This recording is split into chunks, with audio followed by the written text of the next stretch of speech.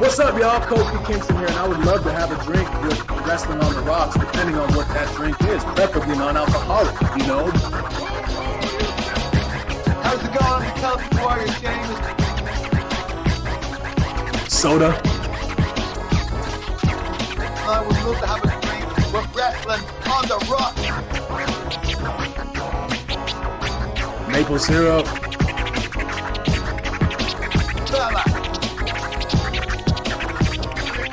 I would never have a drink with Wrestling on the Rocks. Welcome to the dive bar of the IWC. Welcome to Wrestling on the Rocks, episode 1. Again, I'm at Raf Marsh. We are at WOTR, the show, with me for our Easy Like Sunday evening. We got Miss AmsAmandaJayne. What's going on? Oh, not much. You saw on my Twitter of our retweeting our lovely show today, me and my lovely rap ode. So thank you to Snoop Dogg, because it just seems so appropriate with so much drama in the IWC. Oh, I got that Snoop Dogg That's money. Snoop jealous. Money. There you go. So all drama in the IWC. It's kind of hard being a drinking buddy. Yeah. So cheers to that one. Oh yeah, for sure. For sure. We got in the chat already Chris J. Willis. What's going on, man? Cheers to you. Chris. Damn it. Well, it's only because Flip lost. Hi, Chris. One of my buddies. You're mad at him because Flip lost? He didn't cause them the match, did he? No. Oh, all right. Well then. I'm just sad. Then. But I thought I thought NWA is still going on, so I guess it ended. That was the main event, I guess. I don't know. Was it? I thought. Well, they were doing Trevor Murdoch and Tyrus, were they not? Well, I don't know. There was like 2 days. I really, ever since NWA kind of, I don't know, pandemic killed NWA, and and it's been kind of hard. And now that Bully Ray is an active part of that shit, hard pass. Yeah, that's a good point. Yeah, I feel like that. Pandemic really killed it. Yeah. Killed NWA in its entirety. I'm trying to see if I could see who won. Although I'll just ask the chat. Who won? Who's the NWA champ now? Grim Reaper says hi, and he said Chris said Flip did lose, and Grim Reaper calls it a Sunday night delight. It's disgusting, but that's good. And he said he was only there for one night. He said Trevor Murdoch won. Fantastic. I know a lot of people who really thought that they were not going to let Trevor Murdoch walk away with that one, so I'm glad he did. You know what? Trevor Murdoch, that guy's a work motherfucking horse. So Yes. I'm glad they kept the belt on him, to be honest. For sure. It's just that once we saw the amount that Billy Corgan was really leaning in with Tyrus as the U.S. champ and how he was on Fox with it and everything, we thought that, hey, Corgan might have liked that a lot. I might be willing to push that towards a higher title. So I'm really happy that Trevor won, though. It were Tony Khan's company, the belt would not be on Trevor Murdoch. That's true. Chris says he's the champion, but he's defending the championship against Tyrus. That's what I thought. So I'm saying, who won? Yeah. I thought that was tonight. Is that not tonight? This is the NWA 74. I cannot keep track. I feel like I don't know. NWA got destroyed by the pandemic. And Justin Time coming through saying cheers. So cheers to Justin. Let's get some of this housekeeping out of the way. Let's start with little what's in your glass. Mm-hmm. Well, I'm kind of boring today. I was going to introduce something, but we'll save that for Thursday because it's a new month. So I am drinking the lovely, in my little glass, my pineapple shirt from Trader Joe's, that pineapple cider. Really love that. I don't know why. I just really do. It's actually better than an apple. And then you can add me at that. And of course, your traditional regular Coca-Cola. No ice. Remember Pineapple Pete? Wasn't it Suge D in AEW? Yeah. Well, I don't know why they called him Pineapple Pete. Because he wore a shirt that had a pineapple on it one time. Oh, I thought they were talking about like his hair. I was like, damn, Tony Khan, why you got to go there? Well, he didn't go there. You went there. I went there, but I don't know. I didn't know he wore a pineapple in his shirt just once, and that was his now new name. That's a dumb name. Anyway. All right. Oh, Chris does say that it is going on right now. He's listening to the podcast while watching 74 at the same time. All right, so be our eyes on the ground there. Let us know if Murdoch loses. Yeah, that he loves the background. Yeah. I'm having a little bit of Irish whiskey, but what I was having earlier this week, a little Thomas Ashbourne, signed by John Cena. We went out to San Diego on Tuesday. We drove out Tuesday morning to see him Tuesday afternoon. It couldn't have been more last second. Got up at like 6 in the morning, hit the road. And we got there like right at 2. He rolled up at like 2:15. We were inside of there by like 2:45, and we're all like, this is a busy day. It was crazy. It was awesome. Were there a lot of people? It was not as many people as we think. There was less than 200 people for sure. Wow. I remember when I met Cena in South San Francisco. Shout out to Sam Goody at Tanforan Mall. So ghetto. But anyways, yeah, when I met Cena, there were at least over 1,000 people, maybe 2,000. And this was at a grocery store. You met him at Sam Goody. This was at a grocery. Wow. Woo.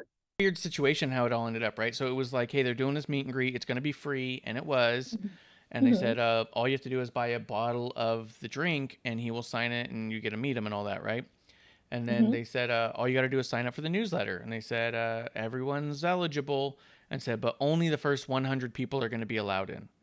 And we went, well, that's ridiculous. We'll never make it. That's going to be crazy. And we said, okay, never mind. We won't do it. And there was a lot of chatter in their comments about people being disappointed about this and that and how it's going to be impossible. Then Monday afternoon, it was like Monday at 11:30 or something like that in the afternoon. Oh, I guess that's before noon, but almost afternoon. We get an email saying you're guaranteed in. We've readjusted. Anyone who receives this email is guaranteed to come in.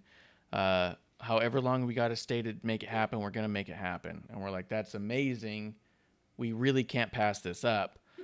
So we went out there. These bottles, the 375 milliliters, it's a really good old fashioned that John Cena, I guess, helped put together. It says the goal of this old fashioned is to approach cocktails the same way I approach life, with passion, hard work, focus, loving the process, and enjoying the result. I believe we have raised the standard for this iconic cocktail. John Cena. It says co-founder Thomas Ashbourne Craft Spirits. So he's in partnership with Thomas Ashbourne in some fashion. And it was awesome, dude. This is a great drink. We get down there and they had a checklist of everyone who got an email, and they're like, we want to go through this list. There was a few people who showed up who weren't on the list and said, look, if we can, we will, but we just don't know. Step to the side. We want to get to everyone we can. We were out of there by 3:15. The thing wasn't even supposed to start until 3:30. They were just cranking it out. There was maybe 30, 35 people in front of us in line. And when we left, there was like maybe 50 people in line. And we're like, what is going on? Yeah. Like, it was crazy. That's why there's that footage of him like walking around meeting that girl in the bakery.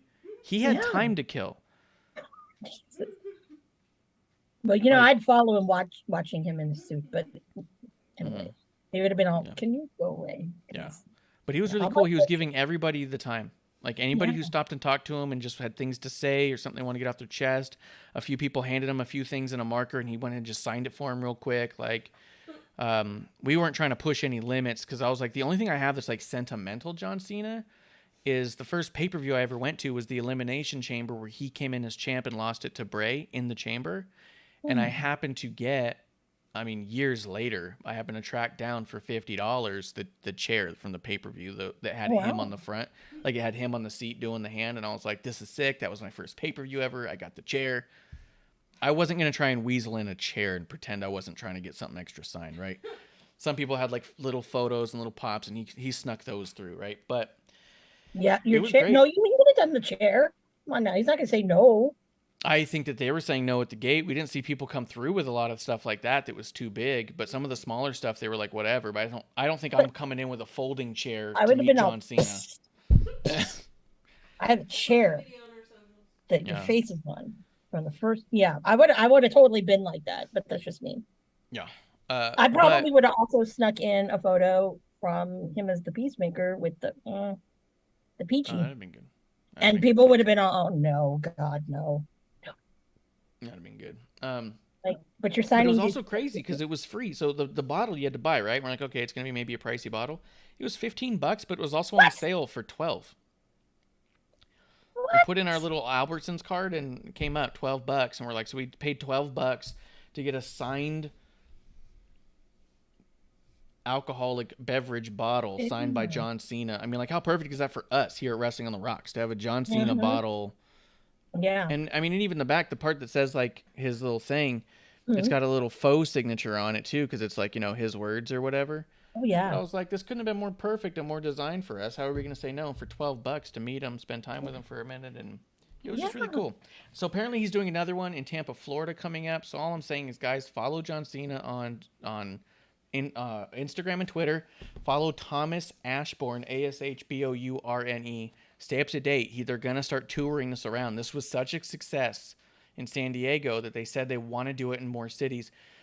I have a friend who was 20 minutes away from there and just didn't realize until later, which I thought was crazy because we knew for over a week. And I was like, how did you not know? And he said he doesn't follow John on any of the socials. So guys, follow John on social media.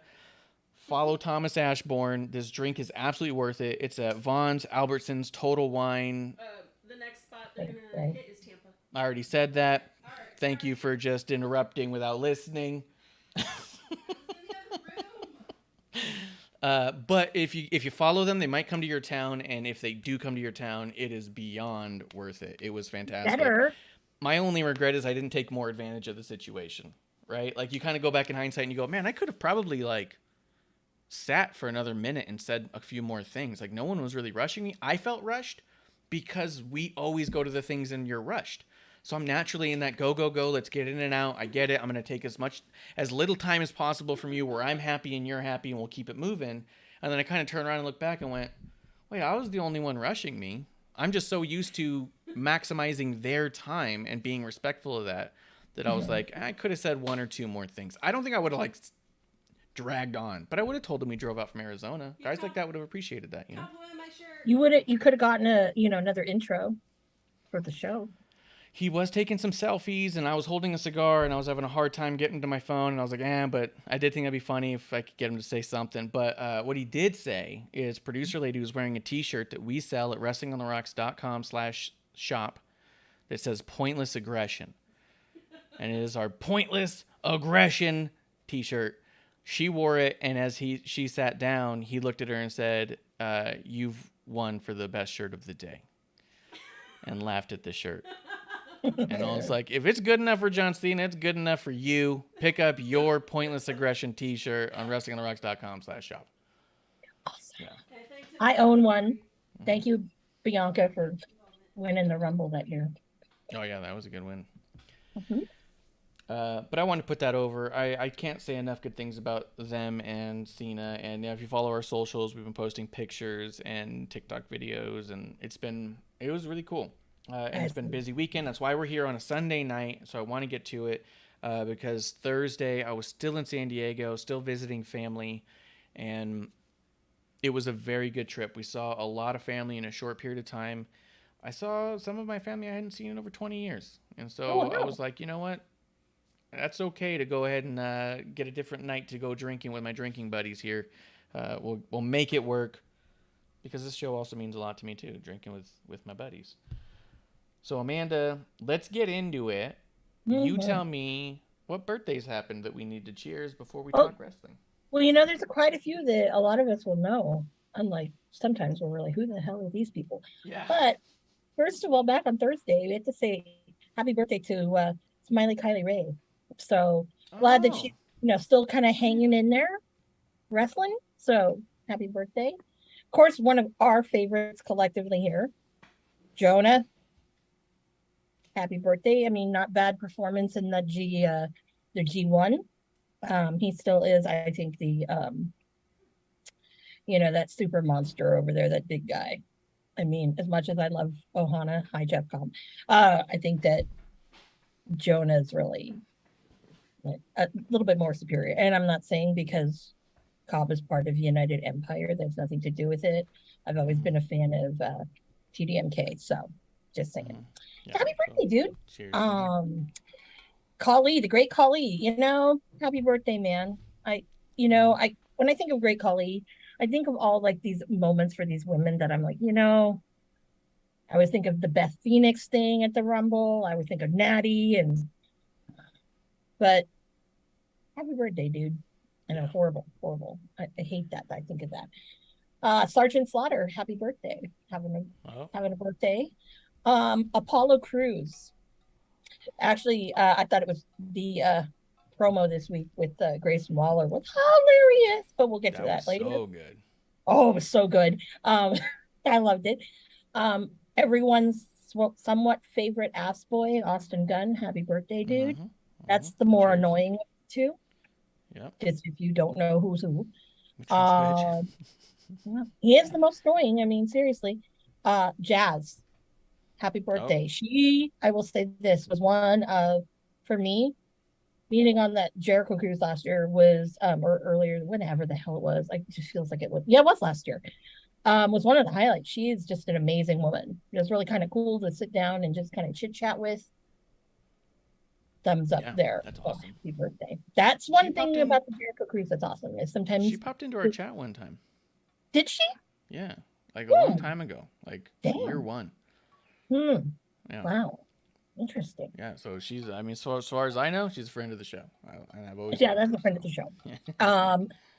One of probably my favorite ring announcers that WWE has, Alicia Taylor. Happy birthday. Celebrating a birthday actually on Tuesday. Along with, we've got some other great birthdays coming up too. One that, speaking of, NWA, that I enjoyed watching was Caleb Connolly. But then again, I watched him on Impact a lot too. So he was one that I'm like, damn, that the pandemic and NWA and all that, really kind of hurt a lot of people. So that was one I'm really waiting to see more of. So happy birthday. Happy birthday, Jeff Hardy, wherever you are. Just be responsible. Don't do anything that I wouldn't do. Yeah, I won't cheers him, but I'll definitely cheers to him, though. Birthday. A non-alcoholic cheers to you. Non-alcoholic cheers. Mickey James. Oh, I love Mickey. Mickey celebrating a birthday this week as well. Happy birthday. Mickey James. Another one. NWA, doing good things. And then finally, one who I'm excited that she's, back around and we're seeing her is the lovely Athena. So happy birthday. And those are your birthdays this week. Fantastic. Justin in the chat says pointless aggression for the win. Chris says Jonah was impressive and thought Ospreay should have won. And Justin said, Austin's freestyles, though, are fire. Does Austin Gunn rap? Well, I guess. Okay. He's pretty fly for a white guy. I just kind of think of Malibu's Most Wanted when I hear Austin Gunn. So. Yeah, that makes sense, actually. That makes a lot of sense. We want to talk about it? You want to get into it? This has been a messy week. This has been more than a messy week. Yeah, I mean. Do you want to start with NXT and then get into the good stuff? Yeah. Was there any news we need to kind of get out of the way? I mean, I feel like there is tons of news. The only real news is really wrapped up in AEW.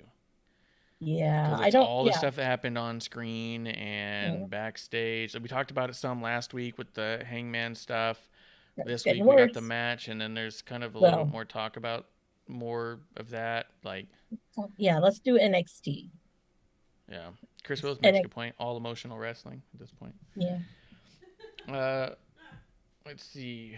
Yeah, let's talk NXT, and then we'll get into AEW, because then we can start really getting into the dirt and speculating. But before we go into NXT, do you sometimes feel like Johnny Gargano knew there was something he was waiting? What he was waiting for, I don't know. But do you think Gargano was waiting? I think,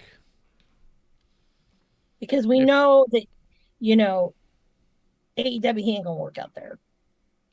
I don't think that he was waiting.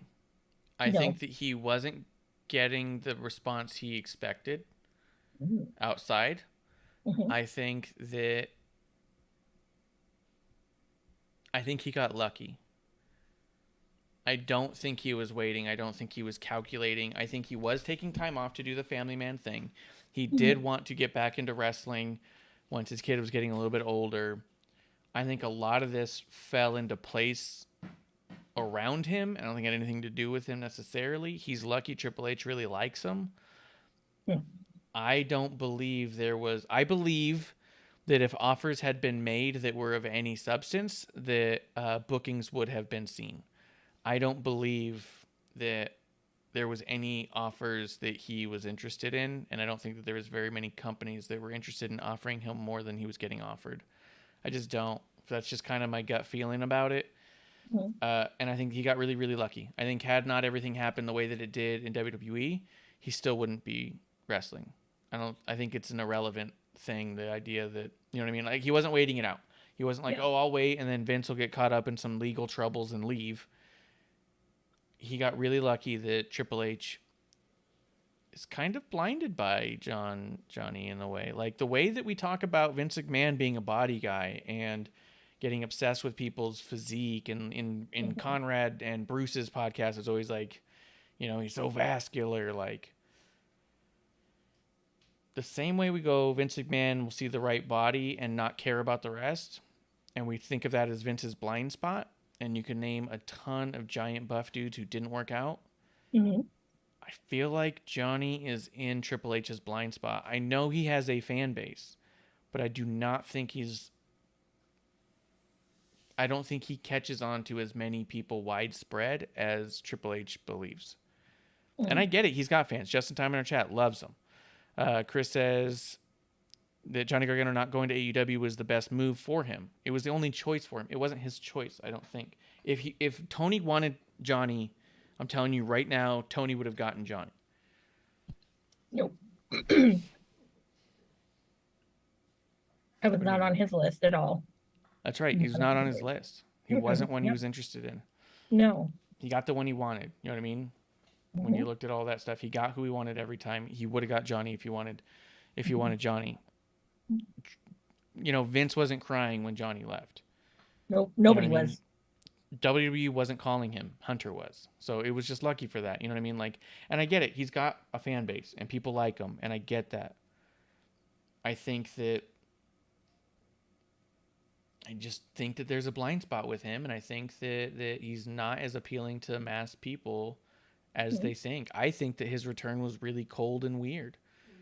He came out with no fanfare, no introduction. He was talking like he had been gone for years. And, producer lady, you would have liked this one, Amanda. Producer lady said that she thought it was a really funny comeback. And I was like, what do you mean? She goes, he did a great parody of CM Punk's return. And I was like, what? And I watched it, and I was like, oh, no, he means that. She's like, wait, no, how could he mean that? That's all silly. He wasn't that important, and he wasn't gone that long. But he's pretending like he came back after 8 years. And yeah. She thought it was an hysterical play on the CM Punk return and thought they were being really petty. And she's like, it's pretty clever to make fun of CM Punk's return. And then I watched it, and I was like, that wasn't what they were going for, but that's what they did. That's what they did. Like, I love petty. I love petty too, but that's not what they were doing. Yeah. But it also, like, there's things that make me think that, and when watching this NXT episode as we go into it, interesting things that I'm kind of observing. Yeah. Now that, Triple H is back, kind of at the helm, and, with, Shawn Michaels now, stepping in again. Yeah, and Road Dogg's back. Mm-hmm. Remember back in like 98 or so when they did the State of the WWE address with DX? Mm-hmm. That's real life now. Yeah. Probably why AEW is imploding on itself too. But anyways, NXT. Let's talk NXT for a little bit, because I thought overall it was good, but there was parts I skipped over some stuff, and the same's going to go with AEW. But it did open up with Braun Breaker. He did call out Tyler Bate, and I mean, it was a fine back and forth. I dug it enough. It was exactly what we thought it was going to be, and the big takeaway was that it's going to be a unification match. So this was the big takeaway. Of the whole night is all these NXT UK title matches, champion versus champion at Worlds Collide, are going to unify the titles because they are dissolving the NXT UK brand. I'm curious who they're going to have. They can't just have NXT sweep the whole thing. You know what I mean? Like, you got to give some credence to these new talent you're bringing in. You got to say NXT champions also mattered. So you can't just be all like, one for one, it's all going to the NXT people, and the NXT UK people got to just fall by the wayside.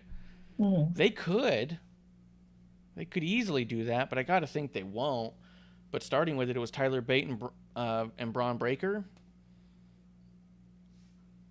I could see them going either way, because I could see, like we've said, Braun Breaker's in a position where he could go main roster just fine.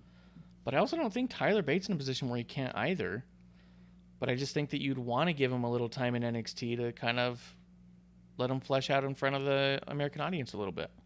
Yeah. Huh? I think so. What are you laughing at me for? Oh. I said American audience. Oh, I didn't hear you. Cool. Chris said he misses Black and Gold and says, as the guy who watches NXT UK, I was very disappointed when Tyler Bate came out with a championship. They killed the NXT UK tournament and it wasn't finished. I mean, yeah, it was fine. I mean, I know people were upset about that, but I watch NXT UK all the time. And, yeah, a lot of times I'll watch it a day or two later anyways with spoilers. And to be honest, the moment that they said they were doing the tournament, I thought Bate was going to win it. I was like, oh, this is what we're doing here. So I wasn't like, oh my God, how could this happen? It was just like, okay, cool. Like, he is going to win it. It'll be fun to watch those matches and see how it turns out, or just to watch it, flesh out. But I wasn't upset by that. I know people were, but look, they got to get things in motion, man. What'd you think of Tyler Bate and Braun Breaker? I was thinking about the belts, the same thing. It was in my head. I don't know. I was thinking that maybe when they bring Braun up, it'll be during the Rumble. So, and we're still a couple months out. Yeah. So that would be good. Yeah. So, and I also don't see with Tyler Bate why you would unify and put it on him, because I think that with, obviously, these people are going to be, kind of milling around NXT for a little bit. That doesn't make sense to put that. So have them keep it. Yeah. Whereas when we get to it, and I'm jumping ahead, but my thought is with Mandy and her situation. Yeah. I think this is the time, because the gals are, were in the tag tournament, right? Toxic Mhm. Attraction. So I'm thinking this is her swan song. So I think that Satomura is going to win it. I don't see Blair Davenport yet.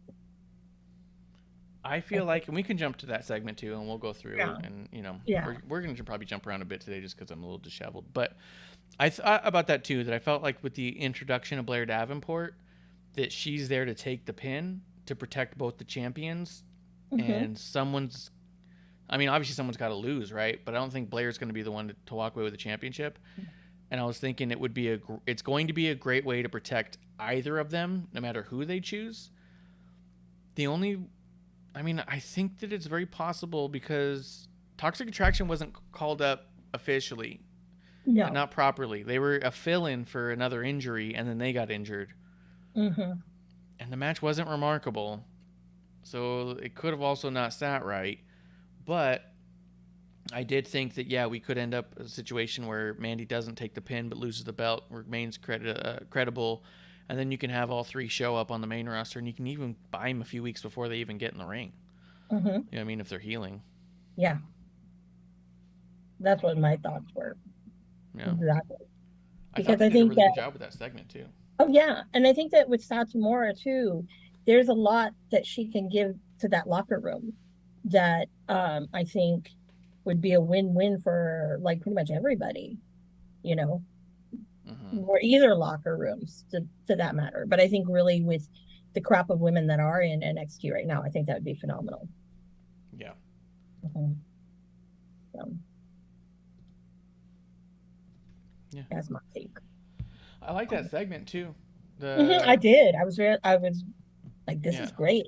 Like Mandy has just been, I know a lot of people don't like Mandy and whatever, but you know what? You can really see her growth in that segment. Yes. She came and I'm really liking her put some respect on my name gimmick she's really been running I with. like that. Because I think that's been a really good way to pivot her. Because I thought they've had a really tough time with pivoting her away from I'm sexy. That's been pretty much her gimmick the whole time. Yeah. Some variation of I'm a very sexy lady. Yeah. And I'm pretty strong. Like that's the majority of her gimmick in every iteration. But this one's starting to be like, I'm definitely more than that. And I'm going to make you respect me. Like she's fighting for respect now and not it. Like I've really enjoyed that pivot. And like you said, I felt like she came really far. I felt like she did a great job in that segment with both women. Here's what I want to ask you about this. Cause I think it's going to be interpreted out of context, but I was watching Blair Davenport and the way that she moved and the way that she talked and fired up. And I know they were close in the past, but she had a lot of mannerisms and movements that were very similar to Toni Storm. She came off to me like an evil Toni Storm. Yes. Oh yeah. Yeah. That's a good way to put it. Evil Toni Storm. Yeah. And that's not to say that I think that she's a better Toni Storm, because I don't want to say that. She's a better version. I think both of them are fantastic. I feel like I see them on kind of an equal playing field as far as like their just raw ability on any given topic. Like their mic, their in-ring, all that. I feel like their character work even, it's all pretty even killed.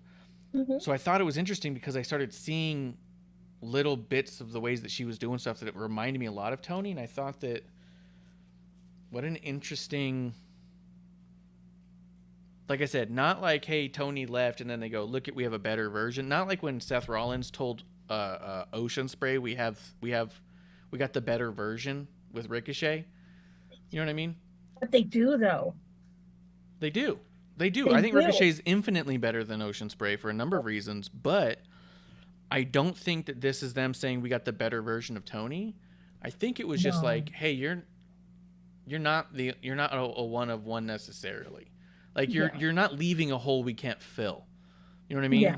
There's not like a massive missing segment of our product now. No. And I'm not saying you can just put any British or Australian or New Zealand and you know what I mean, they just one for one. But I got so much evil Toni vibes from her that I thought that's cool. And then it made me think, I hope Toni Storm turns heel in AEW because I like this version of the evil Tony, so to speak, that I think that Tony could do a badass job of it too. It made me excited for what Tony can do, but also happy that we have Blair. They have too many heel women over there. So. Well, there's that too. I mean, you can't argue that. Yeah, way too many.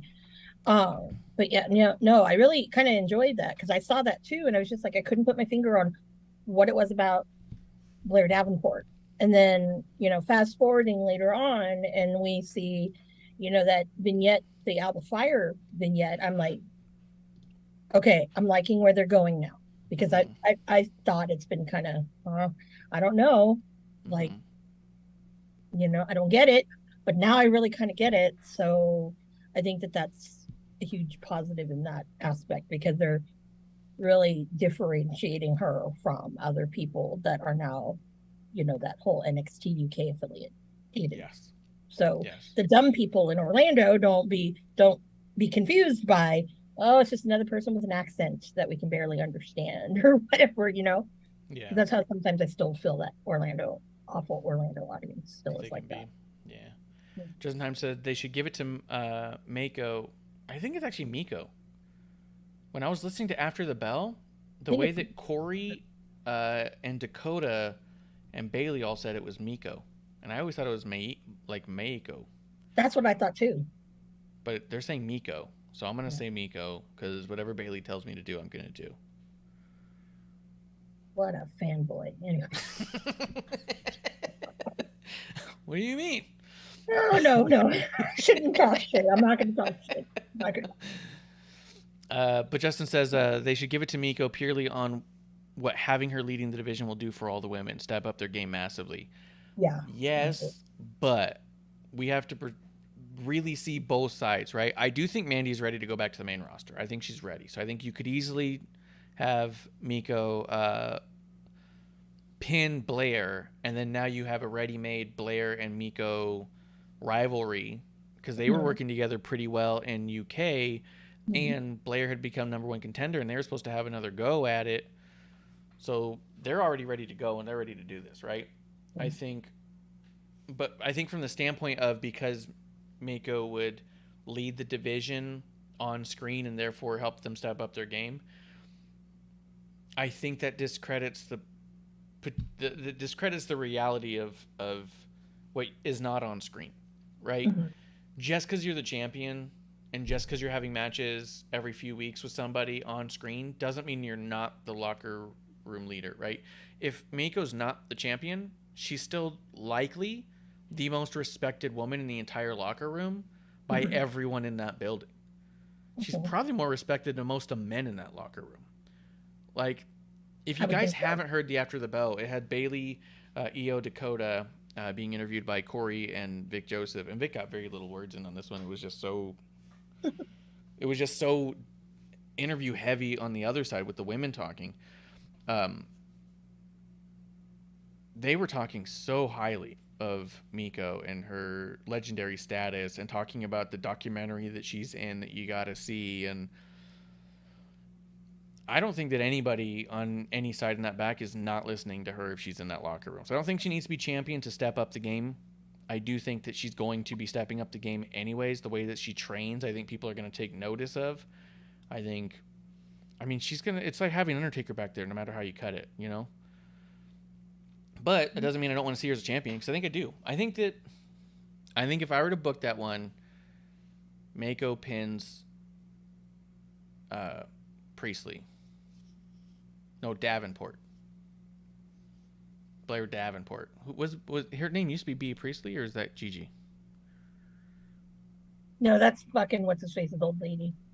Yeah, that's Blair Davenport. Yeah. So you have Miko pin Davenport. And names are tough. I feel like we need like a wrestling names thesaurus. We're just really... I know who that is. It's fucking Ocean Spray's old lady. But it's very interesting that let's go there. Okay, people are letting toxic people once again have prominent roles in wrestling, and you fucking people. I can't anymore. Yeah. especially when him and her are concerned.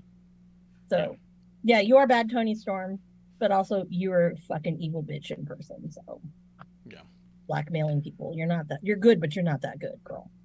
Yeah. Yeah, when I first saw her, I'm like, oh. When she came on, I'm like, wait a minute, isn't that? Oh. No. Yeah. But that's how I would do it, and I would have them move into a Blair and Miko story, and then bring Toxic Attraction on whole up to SmackDown or Raw. Yeah. Triple H, just sign Ocean Spray so I can continue not watching that product. No, we don't want him. We already have Ricochet. I don't want him there either. I don't want him anywhere, actually. Let's be real. We all know that. Come on. No, I think it's great letting him do all the stuff with the Elite, because that's a part of the show we weren't going to watch anyways. Well, you know, I hope people know. Newsflash, guess what? You know what they're building for. It ain't fucking Ocean Spray and his little fucking Aussie guys, which I love Aussie Open, don't get me wrong. Okay? I love everybody in the United Empire except their fucking leader. Okay? Their leader can die, as far as I'm concerned. We'll be dancing on his grave. I will dance on his fucking grave. Anyways. Once I die. See, look. Oh my God, karma. Yeah.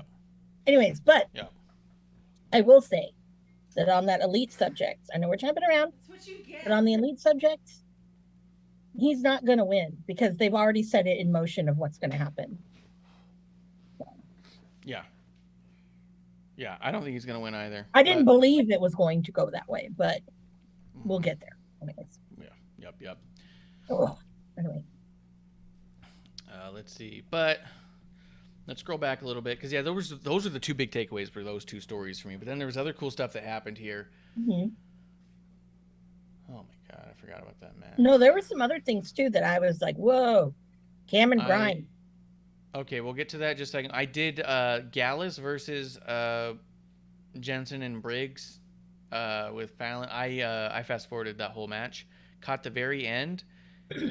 This is the second time in a row, because in Heatwave, I didn't bring it up at the time, but Carmelo Hayes, the way that he won, he was trying so hard to make that move work that it came off kind of sloppy. It was a sloppy finish in a good match, and Carmelo's legs were hooked under the shoulders of Vinci. So the ref is counting 1, 2, 3, and even at 2, Vinci was struggling, and because Carmelo was trying so hard to get leverage, he actually lifted Vinci's legs so far up off the mat. It wasn't touching it to begin with, but then by the end of it, it was like a good foot above the mat, and the ref was still counting. I thought everyone looked dumb because they were trying so hard to make that move look cool that they completely missed the point of how a match is won. And the guy's shoulders never touched, and then even more so were removed, and the ref still counted, so the ref looked like an idiot. In this one, Pretty Deadly comes out. They attack Jensen and Briggs, and they fight all the way to the back, punching each other, and the ref counts them out. How is the ref not disqualifying the thing? And the reason the ref didn't disqualify is because Gallus had to win. But Gallus can't win if Briggs gets jumped. They win because they're disqualified, right? So then Gallus looks like idiots because then they turn to the ref and they said, oh, we won. Give us our titles. And the ref's like, you don't win the title count out. And they're like, what?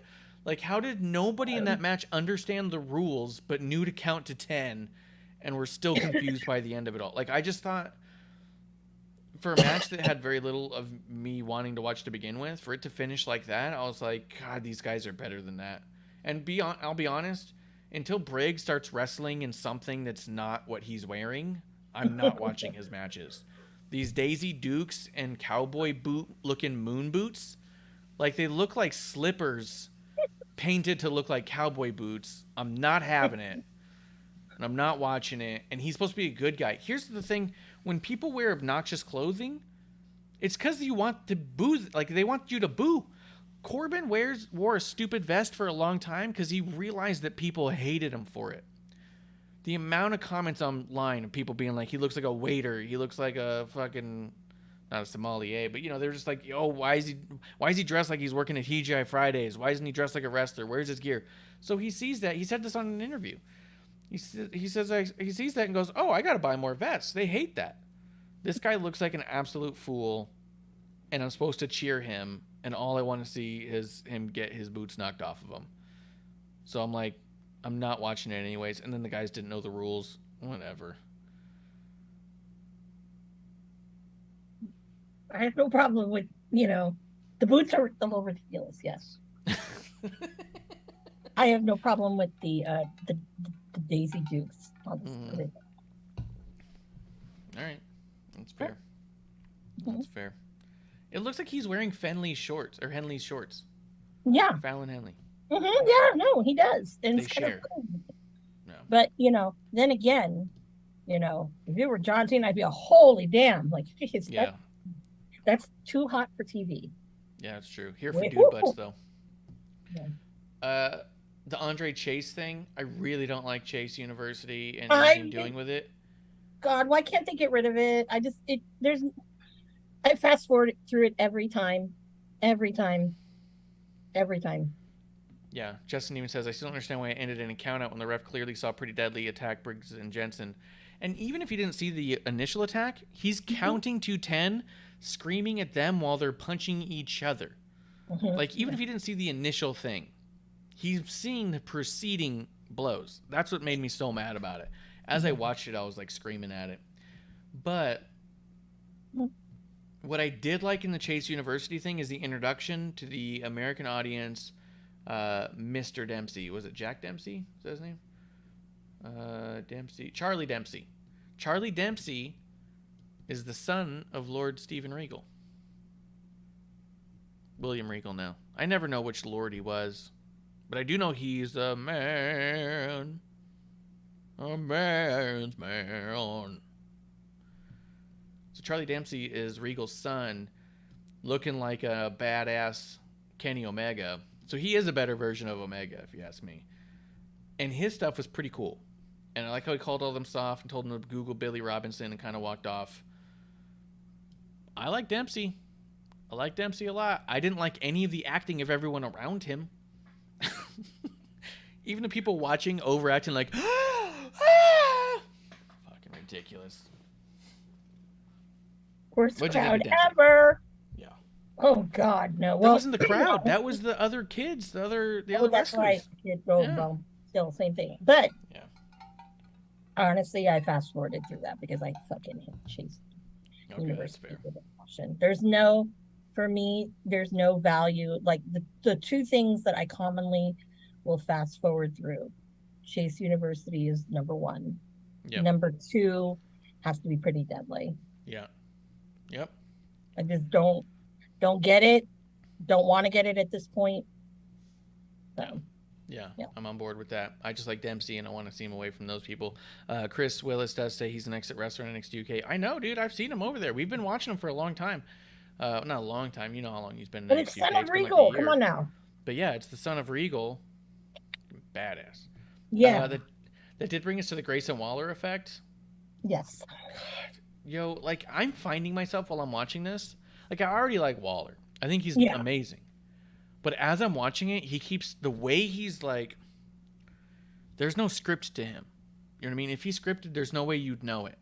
Like, he's so natural in every delivery, he's so nuanced in every little thing. Like, when he would look away from Apollo to check in with the IG Live and stuff, and I found myself watching it and just keep going like, God, he's such a douchebag. Like, I like him and I was not liking him. You know what I mean? Like, it's just fucking tremendous.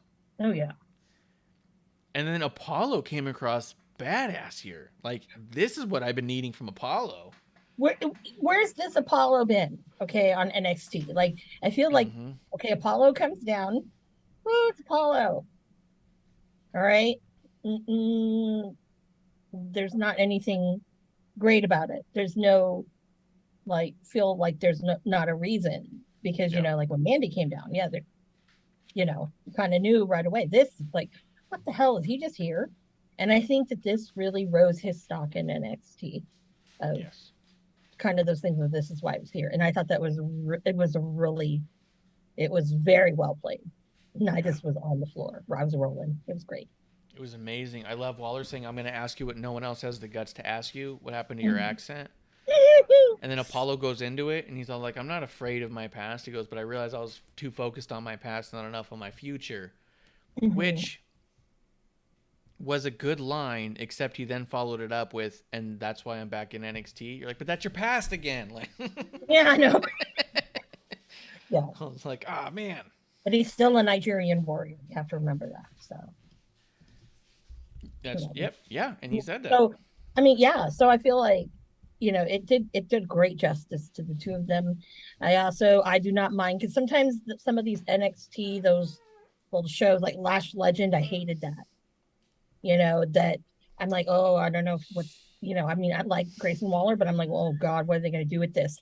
And I was very, very happy with the outcome of it. I'm just hoping that future ones will just really set the tone for that. I agree with everything you just said. Justin Time did say Waller's that was the best. Oh yeah, your low budget version of the Miz, and he goes, "You think that's an insult, but it's not. Like, that's a compliment, mate. Like, that was so good." Justin Time said Waller's tweet when Johnny Gargano came back was excellent. Yeah, he said something like something about how he was running away from him still. Like, he's not surprised he didn't come back to NXT. He'd run away too.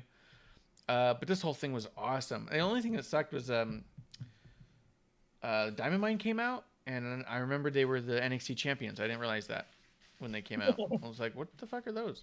So, but it was what it was. The Stone and Wagner interview. Von Wagner did very good there. Mm-hmm. He's outgrown Stone already.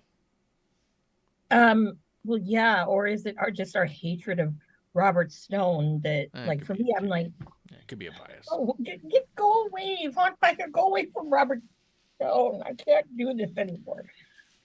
Yeah, I thought in that segment, Stone brought nothing to it at all, and Von Wagner said everything he needed to say.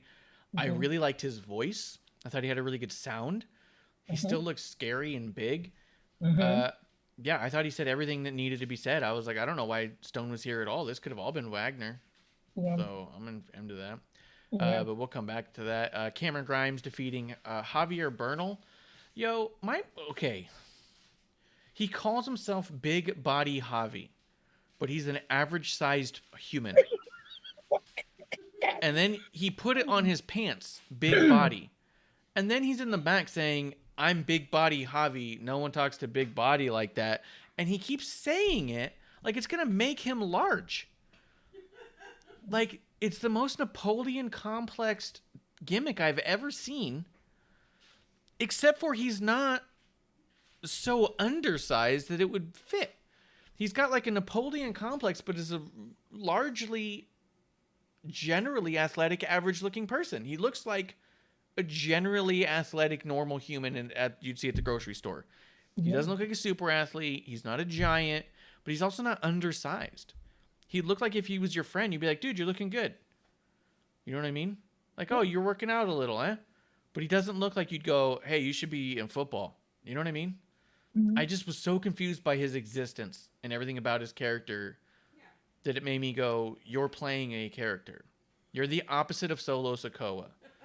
Solo Sikoa is a dude who seems like the kind of guy you'd want to sit down in the bar with and have a drink, but you wouldn't want to run into him in an alley if you didn't get along with him in that bar. Like, he comes off so real and authentic. Javi comes off so, I've got this idea for this character. I think it would be fun.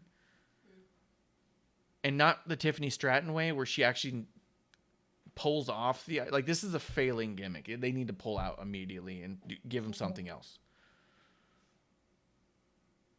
But then Cameron Grimes come out all greased up. Here's my problem with Cameron. Oh, Justin says Grimes is already starting to lose the hair. I know. Oh my God. Is he getting a bald spot? No. Okay. At first, I thought there was something wrong with my TV. Okay. I did a double take, and I'm like, wait. They don't go and they don't like doctor up like footage, right? Like they don't go and Photoshop things, so whatever, right? So the first like 2 minutes, like the first minute of the match, I was staring like, what's wrong here? Why can't I figure it out? Yeah. Then it hit me. I'm like, oh my God, I've never seen him with such little hair. And it was shocking because he was very white. Not that, Yes. I'm not shaming him or anything. It was just, he was very glowy. And that kind Yes. of bothered me a Yes. little bit. I was a little disturbed. I'm like, that is So, enough. well, Goddamn. Justin Time said that last week, right? Totally grease him Yeah. up and shave him entirely. Yeah. So, Justin, damn you. Damn you for that. Justin did say Bernal looks like the guy you want to drag into the alley and beat his ass, which is true. He's the type of dude, and I'll give him that. From a heel perspective, I definitely want to see him get his ass kicked because you think you're something you're not. I like that big security dude who keeps telling him that he's a prick. I like all that. I will give him that for sure. That part works. But without some sort of at least connection of this Napoleon complex or something, it is so. I mean, maybe I'm completely worked by it. Maybe this is brilliant. I don't know. Grim Reaper does say Javier is very Crash Holly with the allegedly over 400 pounds, which is true. That was hysterical. Crash Holly used to come out and he'd be undersized, and they'd be like, the way they would say the height and weight, and they would say allegedly over 400 pounds. It was great. Oh yeah, and how Andrew Everett is like over 7 feet tall. Yeah. Or in like how Adam Cole is 6'2". Justin Time says, next is the hair on his head and beard. Here's something I noticed about Cameron Grimes, and I want to know what you know, because we've all been very, very honest and often putting over how much we like Cameron Grimes. He feels like it's not even, I mean, maybe intentionally. Maybe this is all the Joe Gacy thing. Because I was thinking that he's coming off so much like a lost character. And not like he doesn't know who he is, but everything about everything that connected him to anything that worked has been stripped away. He doesn't have money. The only reason he says to the moon is because it's what he's supposed to say. His character doesn't cut it in any promos. He doesn't look greasy or slimy, so the name Cameron Grimes doesn't make sense like it used to. Like, he used to come out and his name was Cameron Grimes, and it made sense. You go, oh, I don't want to smell that guy. That guy just looks hairy and sweaty and gross, you know?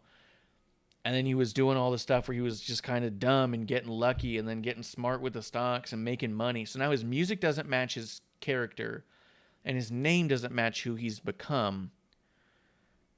And his trunks are plain black, like he borrowed someone else's stuff. There's nothing identifiable about him anymore. He's now a generic avatar you would get in a video game. And I understand that the story with Joe Gacy is that he's trying to lure Cameron Grimes in and calling him like a lost soul type. But he's also like vacant of character right now. And it seems really weird to strip a guy of everything that worked. I mean, do you think he joins Joe Gacy and becomes some sort of weird dude with multicolored eyes and some sort of half-shaved head? You know, I hope he doesn't have multicolored eyes. I think the shock value already is the minimal amount of hair.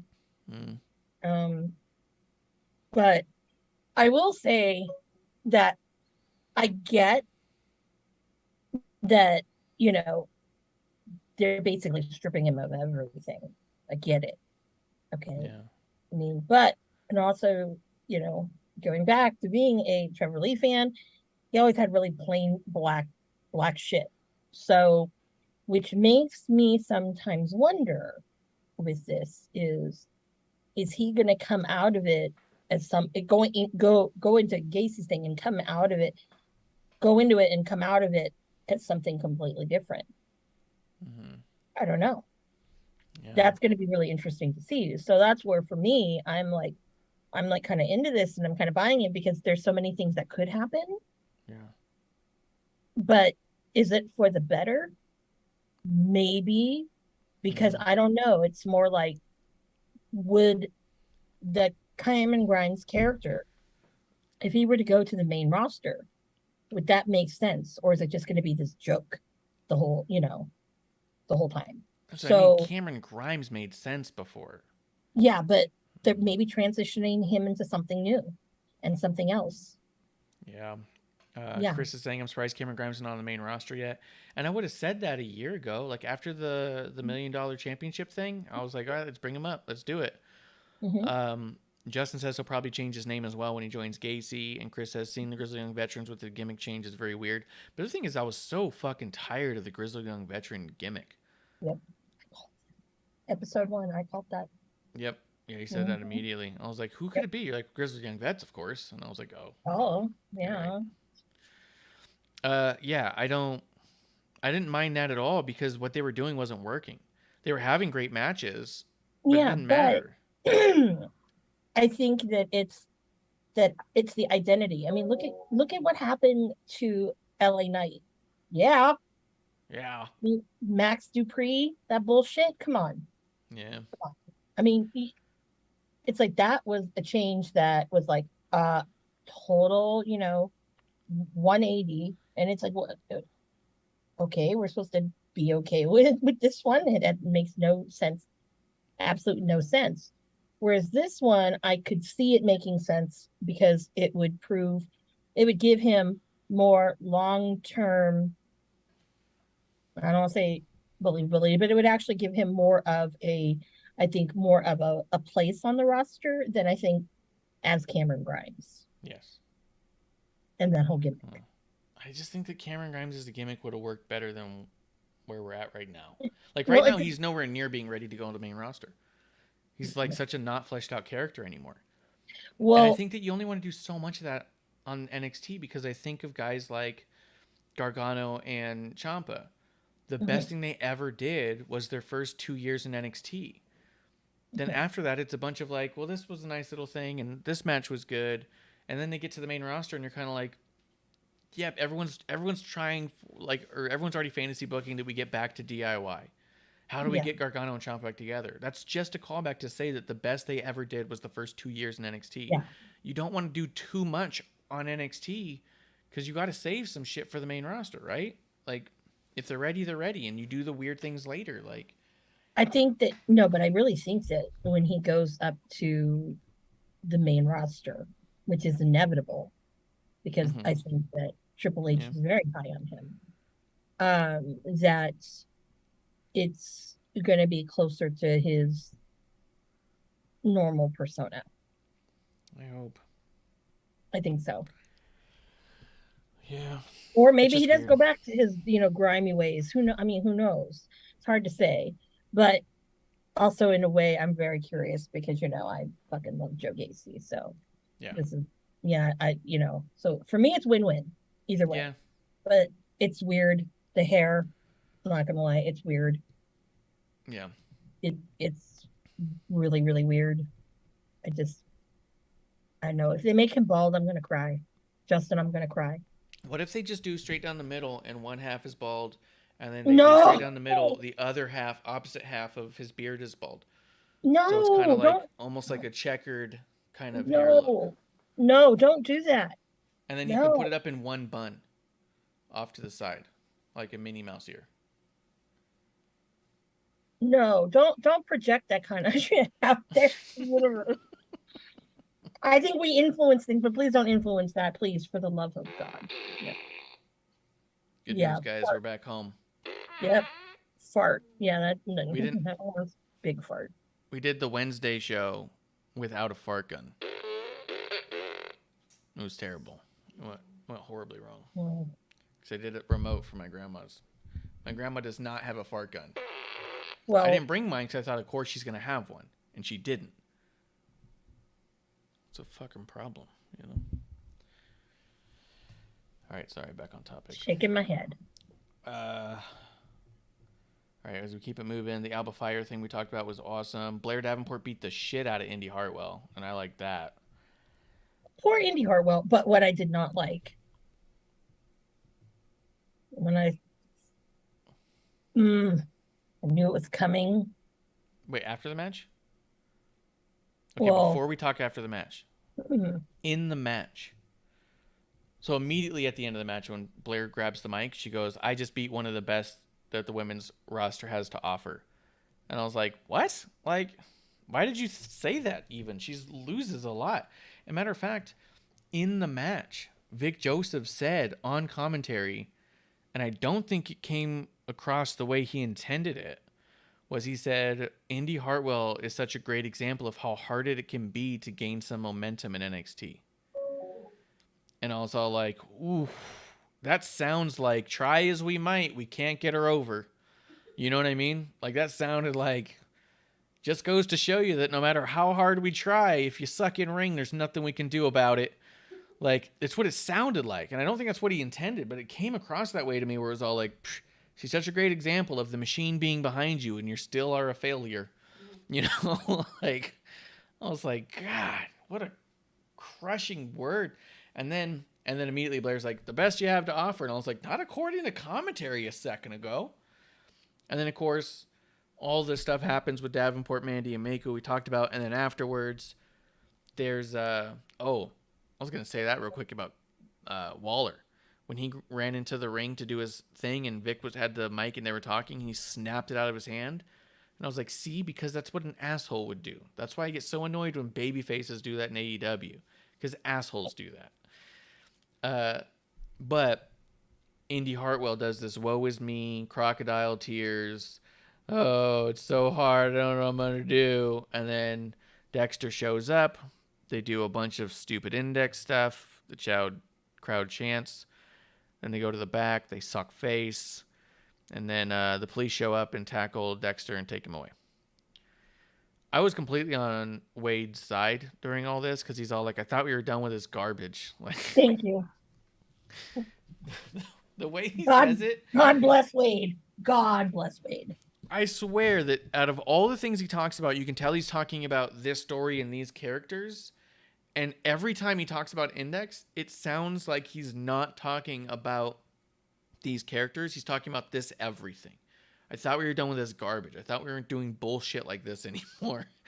I thought that the story and creative of this was trash, is how he comes across. And I love him for it. Because every other time he goes, that guy's a jerk, and I don't support the good guys. And this one was like, this story sucks. This is shitty. Yeah. But I love that it has the Wade Barrett seal of approval. yes. Yeah. I was on the floor. I was laughing. I'm like, me too. He comes out, I've got some bad creative. And then boom, here comes Index. Mm-hmm. Grim does say, in the NXT vein, Paige is going to be a guest referee in WAW UK on 10/15. It's being touted as her first in-ring appearance since WWE. Interesting. Is that her family's promotion, WAW? I think it might be. I feel like it was. Justin does say the Index stuff was incredible. Give me Indy breaking Dexter out of jail and an Index versus the It couple feud, and I'm a happy man. Well, Dude, guess I what? wish there was more YouTube exclusive content for you, Justin. Because I don't want that on my TV, but you can watch I it don't on YouTube. either. Please, that's a YouTube kind of thing. That's a little vignette. That's a TikTok thing. That's a Facebook, an Instagram live thing. Yeah. Or a story. We don't need that on TV. I think Barrett would have a heart attack. Yes. He'd be so disgusted. Like, oh, just kill me now. Yep. And I But there said, was yep. all that. Yeah. Tiffany Stratton did an awesome backstage interview. Tony D'Angelo did a good one with Legato. JD McDonough, his whole video package, he was hanging upside down looking scary as hell. That was creepy. He's doing some next level stuff right now. Yeah, he creeps me out. Yeah. I don't know why. I don't know. Like he's a little leprechaun or something. I don't know. Yeah. I liked the Wesley and Kaden and Quintana. I thought they all had really good chemistry together. Yeah, they did. Fun. That was really fun. It didn't seem to make it like there was no point to any of it. But no. I don't know. I liked the moment and they were all good and I was like, this is fun, but we've gone nowhere. So just a little weird. There's the Loomis bullshit, the diet. Oh yeah, and so Cora Jade cut a good promo where she talked about talked about all the idiots online. It was so funny. Anything you want to say about Cora Jade's promo? No, she was like, I'm like, you hit the nail right on the head on that one. Oh yeah, I love it. I love the way she was. You know why I like it too is before she got into wrestling, like early on, she was a stan on IWC. Like she was part of the internet wrestling community and was for years. So much so that everyone knew her as she went. Guys, I'm gonna start training. Like it was like just another one of the ones. So she knows what'll drive them nuts. She knows the little jabs she can give, the things that they find tired and old, and the things that'll annoy them. Like, I love when she takes a knock at when she does the stuff online, because I'm all like, yeah, she's just doing what she always did, but on a big platform now, and I think it's dope. Yeah, and y'all are just too sensitive keyboard warriors, Yep. Dyad beat up Legado. And Tony told them to go fuck off, more or less. And to me, the big takeaway was Santos comes up, swoops in the back, and says, "Oh, did you guys think I was going to leave without you?" And he goes, "Let's say we go." And they all fucking jumped in the car and... I cried. Wait. I'm not going to lie, I cried. I cried. I was like, is it the right thing to do? Yeah. Yep. Oh, yeah. Cried so much that my bag with my eyebrow stuff fell on my head right now. It's funny because it's what I told him when I saw him. I was all like, I'm not gonna lie, I kind of want you to lose because I'm ready for you to move on to the main show. I want to see you on the big stage. And I was like, but I wish there was a way you could take your guys with you, man. Like, I like that package. And he was like, yeah, man. And he's like, amen to that. Like, I was like, I wish there was a way. And he's all like, yeah, we'll keep watching then, because you're gonna like it. That's what we want. Everyone wanted.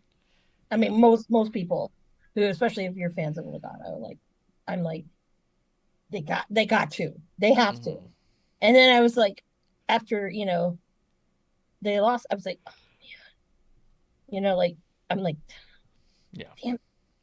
And then when Saunders bought Waterworks, like, that was the best.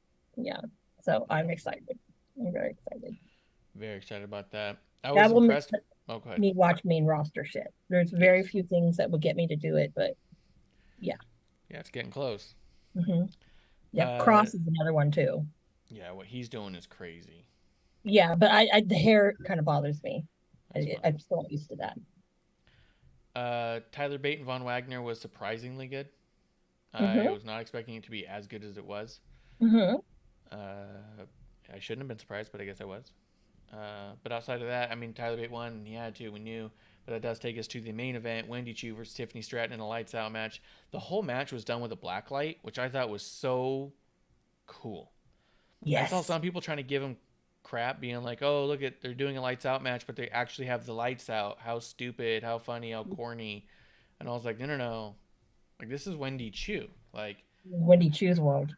Okay. Yeah, you're in Wendy Choo's world, and by doing it with a black light where you can still see everything, and it wasn't just like purely black light, so like everything glowed weird, but it was like a predominantly black light with white light coming through it, so it just made the whole ring glow enough that you could see everything. It was awesome.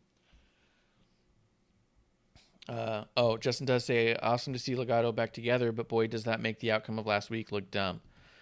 Kinda. I mean, it makes Tony... Well, I mean, and then even the way they did it was the first person who got the hit, right? Because they both had their weapons. It did lead to, at least this week, of Tony basically putting his foot in his mouth and losing Legado because he's an idiot. Which just kind of builds more animosity towards him. He becomes a big bad guy. So, yeah, a little bit, but I think it still works. But the lights out match, use of the Legos, use of the bed... I like the hairspray, the makeup powder. I thought it was done in a clever way, and I didn't think that I was going to dig it. It was funny to see Wendy Choo in her street gear, which was like shorts onesie with cow slippers. It was pretty neat. And then Choo ends up winning with a Vader splash. What do you think of this match? All right, first of all, there are evil Dutch slippers. I just wanted to circle back to that from episode 1. Posted a photo of those on Twitter. There are evil Dutch slippers. Right, well, and kudos to Wendy for cow slippers. I was dying. I'm like, oh my god, Cookie Monster onesie. Cow slippers. Yeah, that was awesome. Of course, we all know I'm on the Choo train, so I'm very biased. But I do love Tiffany Stratton, and I think that this was probably... This is a way to kind of end that feud. Yes. And not because Wendy won, it was such a cute match and the spin on, this kind of match, that it wasn't too gimmicky and it worked really, really well. Yes. And both of them did a fucking banger job, I thought. And for that to be the main event, because I was shocked it was going to be the main event. Yeah. To be quite honest. So I was really happy for the two of them to get the main event. Yeah. Those ladies. Although Wendy Choo's been there a while, she's been nowhere really that close to the main event scene ever. So they both feel pretty young and fresh, especially in their characters. And to see them both in the main event for that one and to hold it down, and they both did such a good job. There was almost nothing I saw at any point where I went like, "Ooh, that didn't look good." Like everything else, like, damn. No. It was smooth. It was, when the you pink folding chair. Yeah, I'm like, oh, but I kind of thought like with this one, there were no, okay, this is main event jitters. Because sometimes when you're in, your first one like that, there's a lot of jitters and a lot of things could go a little wonky. Yes.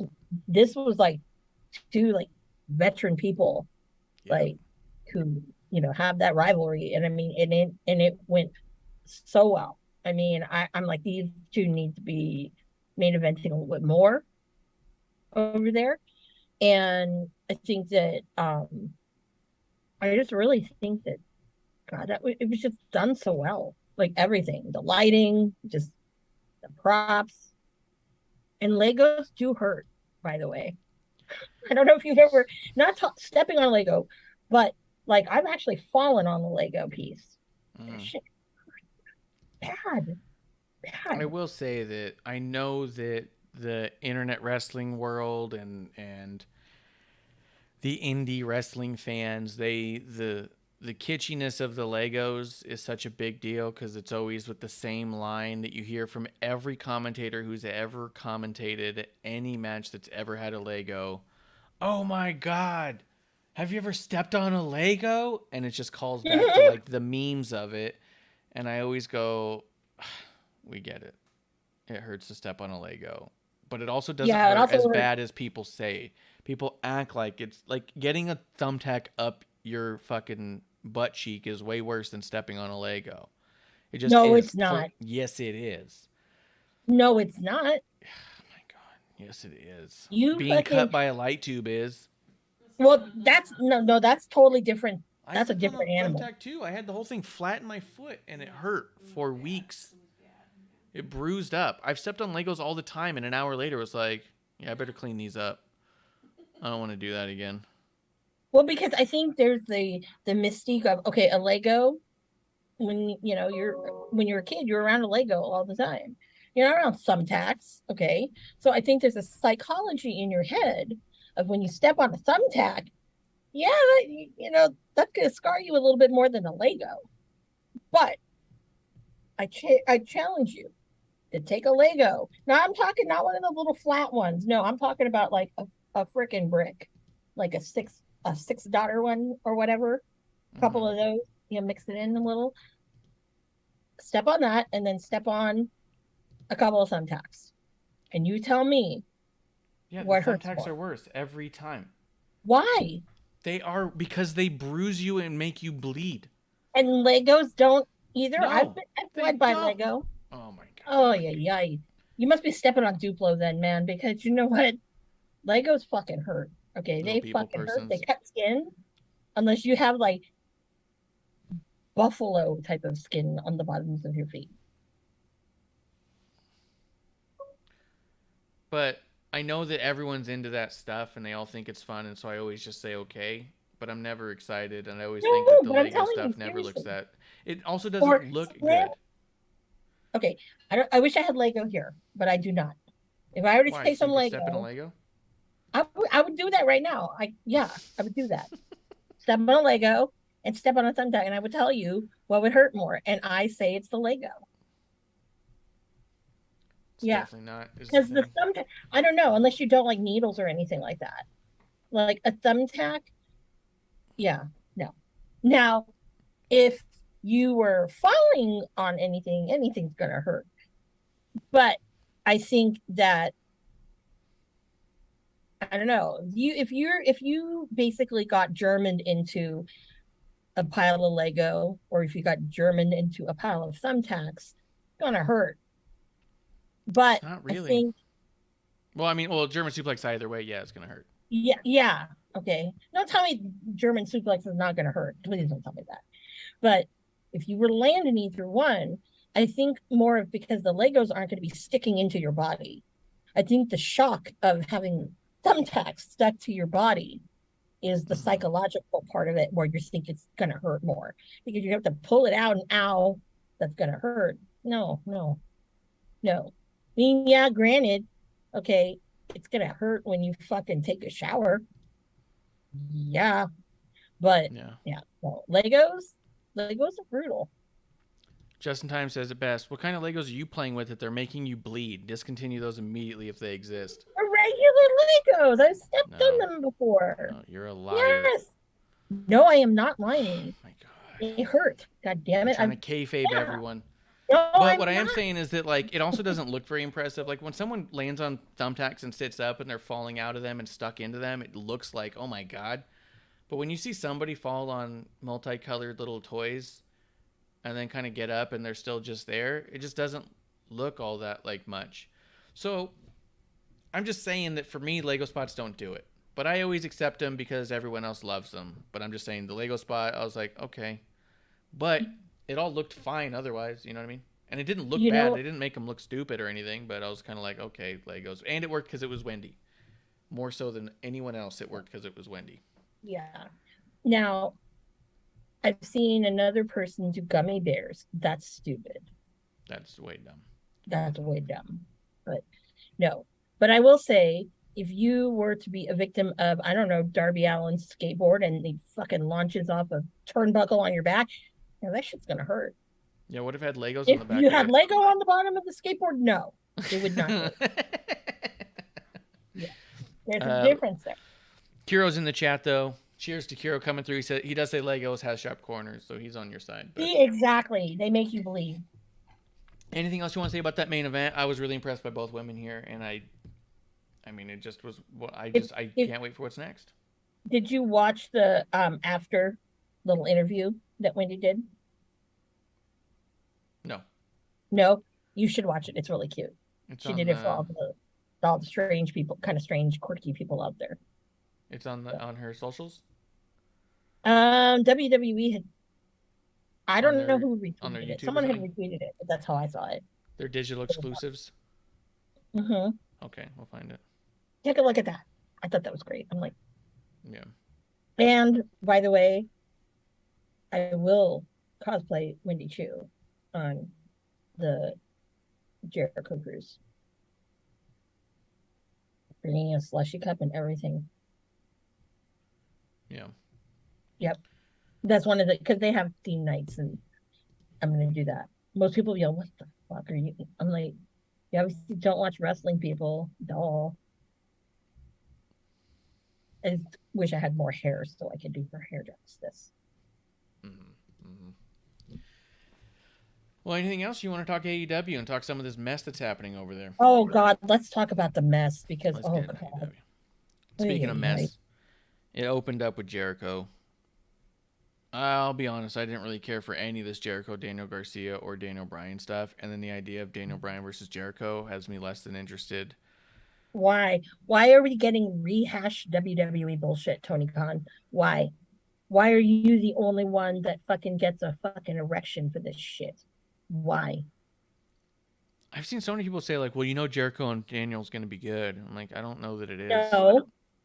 I really fucking don't know that washed out Jericho. Are you kidding my ass? Maybe Jericho 5, 6, 7 years ago, maybe, but not now.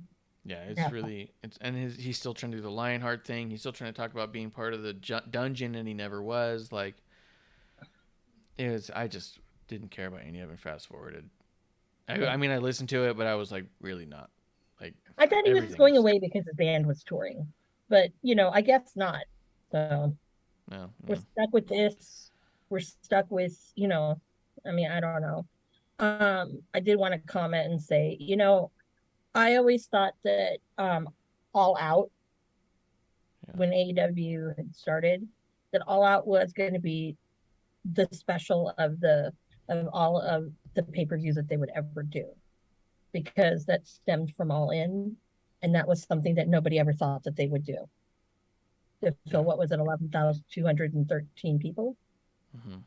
I think that, you know, it's really telling to kind of see where it was then and then how it is now.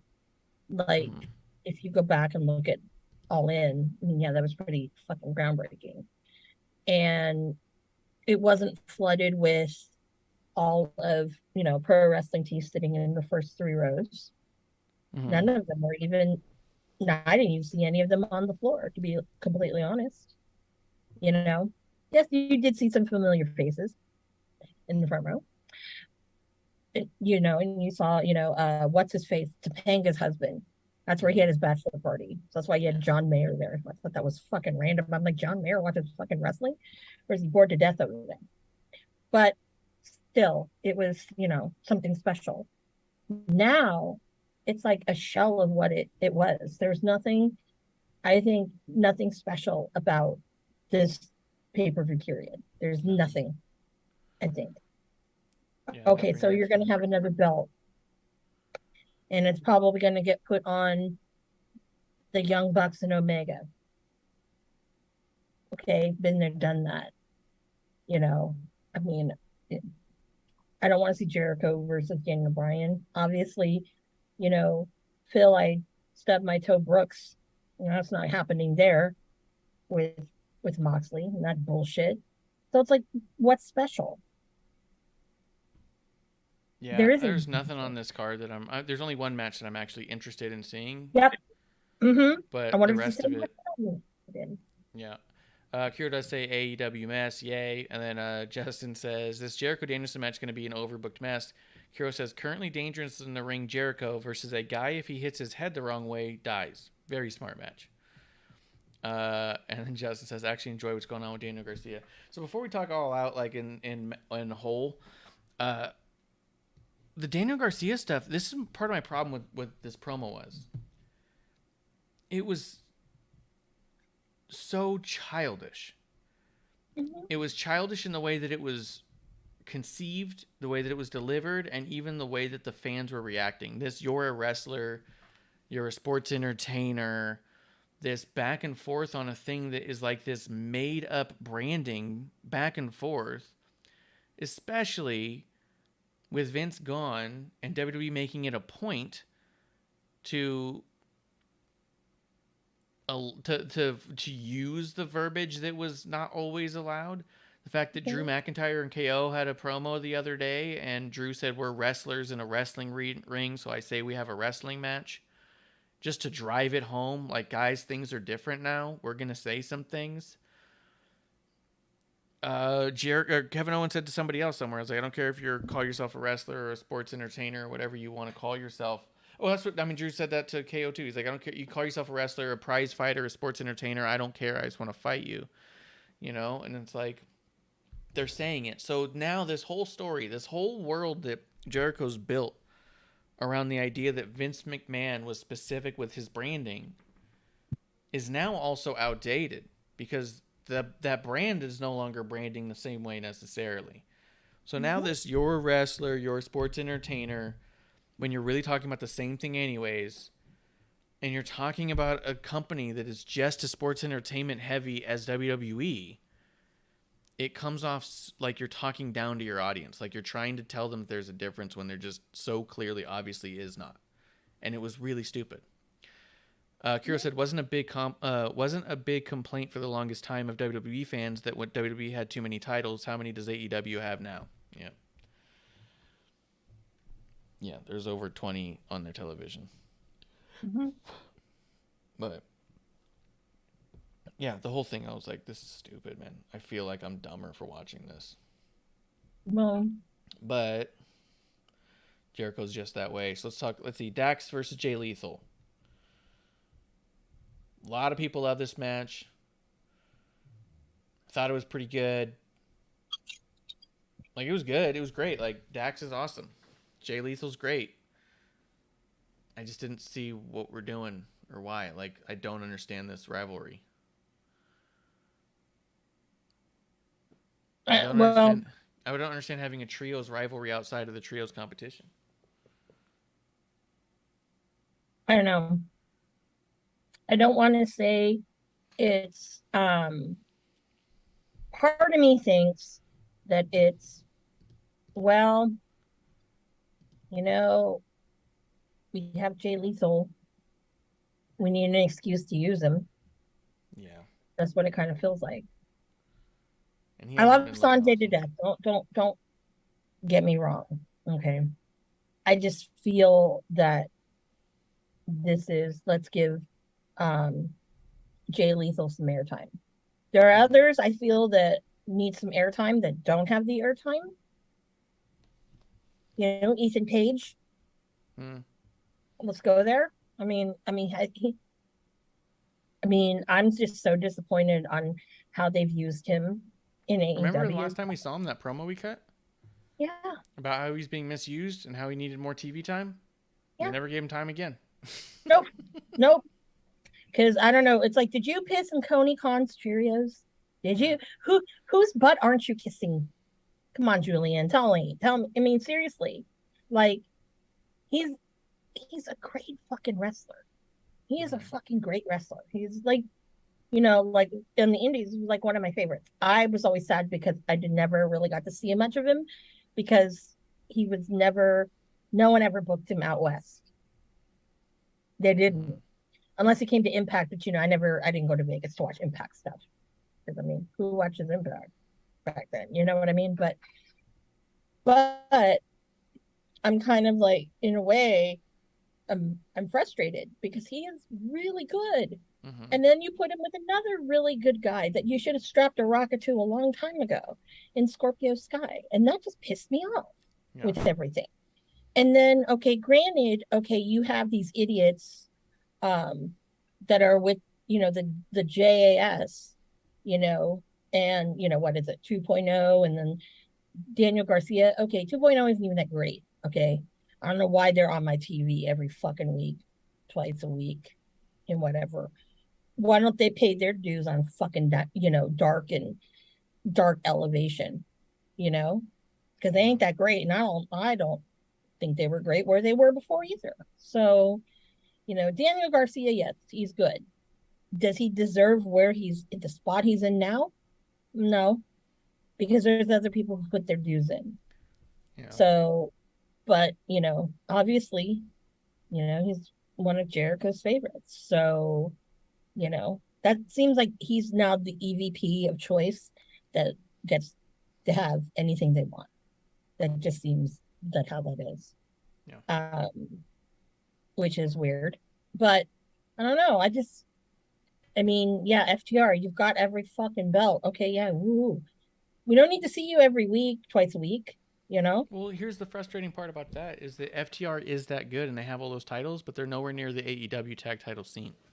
No. So it's also like you guys are the best tag team they have, and you have every belt, and you always come out with all of them, and you don't have the one here, and your number one contender, and they're just pushing you to the side. Like, it doesn't make any sense. The shows have just been so discombobulated and so disjointed, and I felt like that was just another example of Tony Khan video game booking. Well, I haven't seen these two wrestle before. Okay, but why would they wrestle? Just because? And the other thing is that, like you said, the rankings don't mean anything, and they make it really clear. And the only reason that early on this video game booking was working was because the rankings were more leaned on. And so you go, why would they have this match? Well, because they need a match to get a win to help the ranking. Oh, okay. Yeah. I can excuse that then, right? This is when we're told, like, why are they having this match? Don't know. Yeah. Like, they don't need the win. Well, they're already number one contender, but they're not getting the match. So it doesn't help them. You know what I mean? Like, they just want to have a match because they want to. And you just, okay, well, I guess that's all the story I need. Like, what? And then here's one thing I don't get. Speaking of with this booking. All right. No offense. I love Claudio. But, you have a brand where that belt came from. Mm-hmm. Him, Wheeler Yuta, the ROH tag titles. You have a fucking brand you bought. Why aren't we using this brand? Yep. Okay. I don't care if it's on TV or not. Give me a fucking pay-per-view. Okay. Because, Ring of Honor does kind of deserve something. If you're going to buy it to hoard whatever, then, then just, you shouldn't have brought those titles back. You shouldn't have hired people, all that other shit. Yeah. You shouldn't have done it.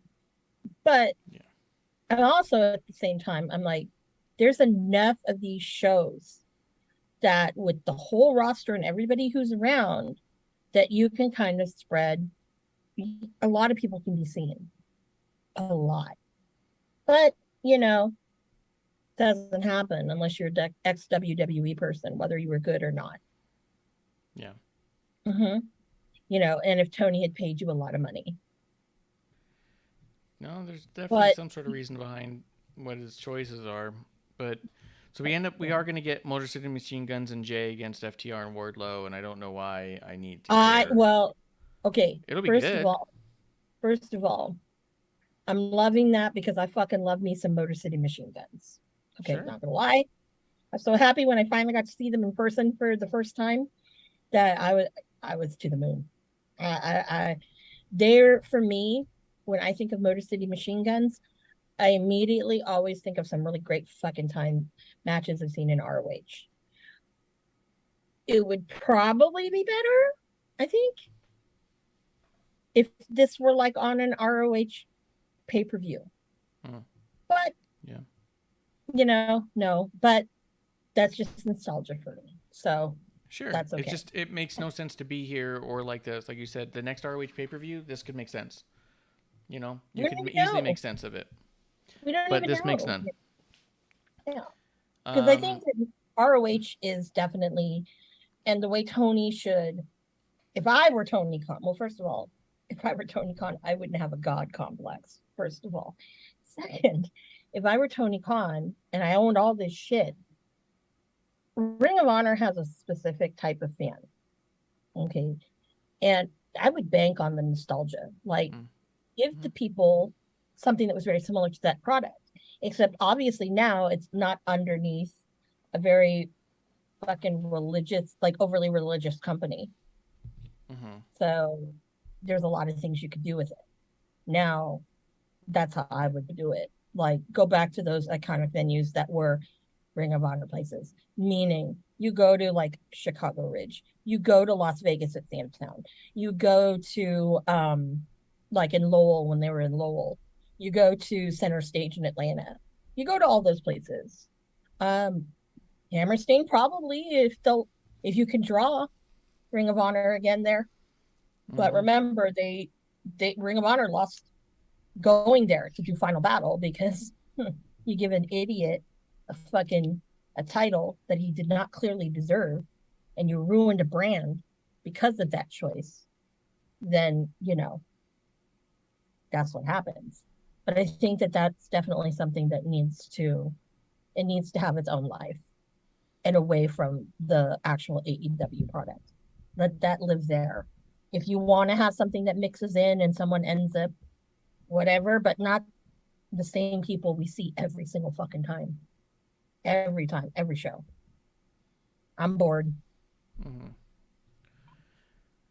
So after that segment, we got so Thunder Rosa had to come up and talk about her injury. She's legitimately injured. She can't wrestle for a while. So in order for them to do something for All Out, they threw together a 4-way: Tony versus Baker versus Sheeta versus Hayter. She's out for a real injury, and for her to come out and tell her story on what's going on, she got 47 seconds. Where just a week or two, or not 2 weeks ago, but a month ago or so when Punk did, he was given 10.5 minutes. I'm not saying they definitely need equal time or that they're the same level talkers or that they both need, as much time as they want, or that not even saying that Thunder's earned the right to just talk until she doesn't want to anymore, like CM Punk maybe has, But I am saying if you tell someone they have less than a minute and get it all out, it comes out like this, where it was jumbled and rushed and she seemed hurried and she was already crying and it was a lot. Like, it was a lot to cram in a few seconds, and it was really unfortunate because you'd think that she would at least get the respect of, hey, you got a couple of minutes. I could understand saying, like, hey, like, I can't give you 10 minutes of TV. But you could have given her fucking 3. You know what I mean? Like, you didn't have to give her 47 seconds to say, do it as fast as you can. You gave someone less than a minute. And it's really emotional for her because it meant a lot to her to be champion. Probably still does because she's still champion. They're doing the interim champion thing, which now this is like, what, the 3rd or 4th time they've done this? I think they've done it twice to the TNT, and they've done it to the World, and now they're doing it to the Women's, and I don't know. I didn't like that, the way that she was rushed through that. I think she deserves better than that. And I didn't like the bullshit that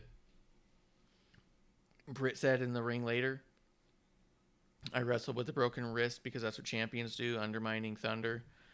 Although Thunder's injury is a back injury. And I don't know, more than anything, it made Britt look like she was lying more than anything. Like her injury was probably fake. You know what I mean? I don't trust her. I don't like her. I don't respect her. So I didn't care to see her get all that TV time and for Thunder to be just kind of pushed through that. And I want Thunder back. Her as a champion's been the best part of the women's division for the entirety of that company. But here we are.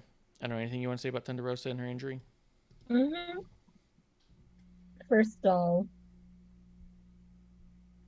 you know, when you see things like this and you're given the most expensive employee on the payroll as carte blanche versus someone who's a fucking hard worker and actually a champion of your company getting 47 seconds, and then you have another favorite of yours get probably double the time to say her piece, is complete bullshit to me. Okay.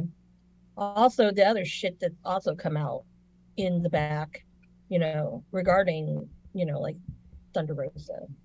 Again, it's more bullshit. And it is another case, in my opinion, of the people who are his favorites get to fucking walk all over everybody, and they think that they rule the school. And why do we think that there's so many problems right now? Because Phil Brooks isn't doing shit. I mean, he's contributing to a lot of this back there. And I did say before in episode 1, I called that shit out. Because how can you bring somebody, if everyone says that this place is total can, oh, this place is awesome, everyone loves everybody, kumbaya. Okay, you're drinking the fucking Kool-Aid. No, no. There was something I called bullshit to that a long time ago. And now, this is really coming out. Britt Baker, so what? You wrestled with a fucking broken wrist. That was your prerogative, okay? And it probably wasn't even broken. It was probably like a hairline fracture. It could have probably ended your dentistry career. But then I asked myself, really, how much time do you do dentistry versus wrestling? I don't know. But I just really didn't like it. It left a bad taste in my mouth that, one, you would let someone just spew that kind of garbage out there. Shame on you, Tony Khan. Shame on you. Because you're the one who approves everything. There's no voice of reason. And that's some bullshit. And it upset me because you saw that Thunder was visibly upset about, not being able to compete, and to just kind of do her wrong by that whole thing, just bothered me. And, I wish her a very speedy recovery, and I just hope that people who, all these, the internet wrestling community, just chill. Okay. You don't know what goes on, then, people look at me and like, well, how do you know? Well, people tell me things. So, but I'm just saying, there are people that you might think are the greatest thing since sliced bread, but in reality, they really aren't. Yeah. And they're just a semi-decent actor, or at least you're buying into it. So you need to take things with a grain of salt. And the with amount Thunder of Rosa, people, the amount of people online who are saying that Thunder's faking it or that she's actually suspended and all that, like, that's no, or she's afraid of Jamie Hayter. She broke her nose. That happens in the ring, you know. I've seen a lot of things. I mean, I'm sure any of you guys who've ever watched anything live or even on tape, I mean, fuck, Owen Hart died in the ring, okay? I'm like, shit, things happen. Accidents happen. You know, I'm pretty sure that Thunder Rosa's gonna go, you know what, I'm gonna go break that bitch's nose today. I'm pretty sure that didn't happen. No, but I wish she would now, if I'm being honest. Now I wish she would. Probably, probably now, because like, okay, if you people are accusing me of this, then fuck it, I'll do it. You know, like Phil, I broke my toe. Brooks, like, you talk a lot of shit, buddy. But the day someone's going to come to step to you, ooh, yeah, you're the biggest puss of them all because you're hiding behind other people, and no one can stand your bullshit. There's a lot of people like that on the roster, a lot of them, and it just, to me, it's bringing to light something that I suspected. And not only that too, but we'll go back to the whole thing, the formation of All Elite Wrestling. This is not what that vision was that those guys had. And when I say those guys, we know who I'm talking about. Because and I feel like a lot of this stuff and everything that's leaking out is, and the bogus things that the talent's saying online towards each other. And Tony had that stupid town hall meeting before the show where he talked about we emailed WWE and told them not to tamper with our talent, regardless of the fact that we know of at least 5 talent who have come out and said, on accident, they didn't say it because they wanted to, but they had to issue a statement afterwards because they had accidentally said that they were signed or reached out to while still signed, that Tony had been tampering with their contracts. Like, we know 5 people at least who said it at different times, where Tony had to be like, no, whatever the time frame was when it was legally allowed, that's when I did it. But he doesn't know when he did it. Like, if you ask him when he made those contacts, it was when it was legally allowed. But if you ask him for a day, he doesn't know what that was, because the real day he knows wasn't the other day. But regardless of that, he also was in that meeting supposedly saying, I'm not going to be pushover, I'm not going to do these things, you guys can't be doing X, Y, Z. And then they're all doing those things. What it shows me is that majority of that talent back there don't respect him. They don't fear him the way that other people feared Vince. You know what I mean? Like, people wanted to do right because they wanted to keep their job and they didn't want to mess up and they wanted another chance. But with Tony, it is what it is, man, and you can do what you want. What's he gonna do? He hasn't ever fired somebody. Jimmy Havoc's the best one we got, right? That's the only one you got. And that was barely even an actual firing. Was it Sadie Gibbs? Something happened with her during the pandemic where she had like a issue with a visa for a show. She finally made it, but because there was that one issue, he just released her of her contract. She's never wrestled since. But if you're not afraid of fucking up, why do you care if he doesn't want you to do something? You know what I mean? Like, nobody has any kind of respect for him on that level. And I think that kind of stuff comes across when you're seeing the talent just bury other talent like this. Punk burying Paige. Britt going out of her way to try to undermine Thunder when she's going through actual stuff. Then, you know, Britt talks to fucking Meltzer. You can tell by the way he reports on her. So, of course, all this negative stuff about Thunder's coming out, but Britt's not the one to blame here, right? Like, it's just so stupid, man. Yeah. And I think that it goes to show that there's just no respect from the bottom up, more than anything at all. No. Kuro does say, interesting thing happening with AEW. So they are saying they sold 9,200 tickets for the Canadian debut. The arena has 7,600 capacity, specifically for wrestling and boxing. That's interesting. I do know what I saw, it was like max capacity was like 8,700, and they had sold like 8,200, and so they were or like 8,100 or 8,000. Like it was pretty close. It was like 700 shy, but I didn't hear the other side of like the potential of like saying they sold out more than it can hold, which I think is also funny. But I don't ever trust the numbers, which is also fine. Like I think either way it sounds good, right? Like if you're a few short, because I saw someone saying like, oh my god, look, they can't sell out, and I was like, 700's really close. Like they have 8,000. That's good. They did good. Like let's not also pretend things are worse than they are. Like when they're doing good, say they're doing good. Yeah, but you're also, I don't know where they're doing in Toronto, but I don't know. That doesn't sound like anything that's a significant venue. Yeah. That's maybe half the Staples Center. Oh yeah, I mean it's fine. It's an arena, whatever. That's kind of shows that Raw does and SmackDown. They typically do like 8,000, 8 to 12,000 size venues. Like it's fine. I'm not bothered about that stuff. But it's funny that Kiro heard that. Yeah. Chris in there says you won't go to California, so That's what Chris is saying. He says Brit ain't shit, and he says AEW needs to come to NorCal ASAP. And Kiro says it's Coca-Cola Stadium in Toronto, one of the smallest arenas in Toronto. That's funny. Well, I mean, we'll see what happens. I mean, yeah, I wasn't real pleased with how they're handling the Thunder thing and all the stupid backstage politics and the stuff with Eddie and Sammy, like all that stuff. Oh, okay. Can I please go there? Oh, go ahead. Yeah. I thought you might want to. I do want to. Mm-hmm. There are quite a few people in the world, and I hope they're all realizing this. Okay, this is why a lot of people don't like me, because they thought that was very melodramatic when Sammy Guevara fat shamed me. Okay, once a fat shamer, always a fat shamer.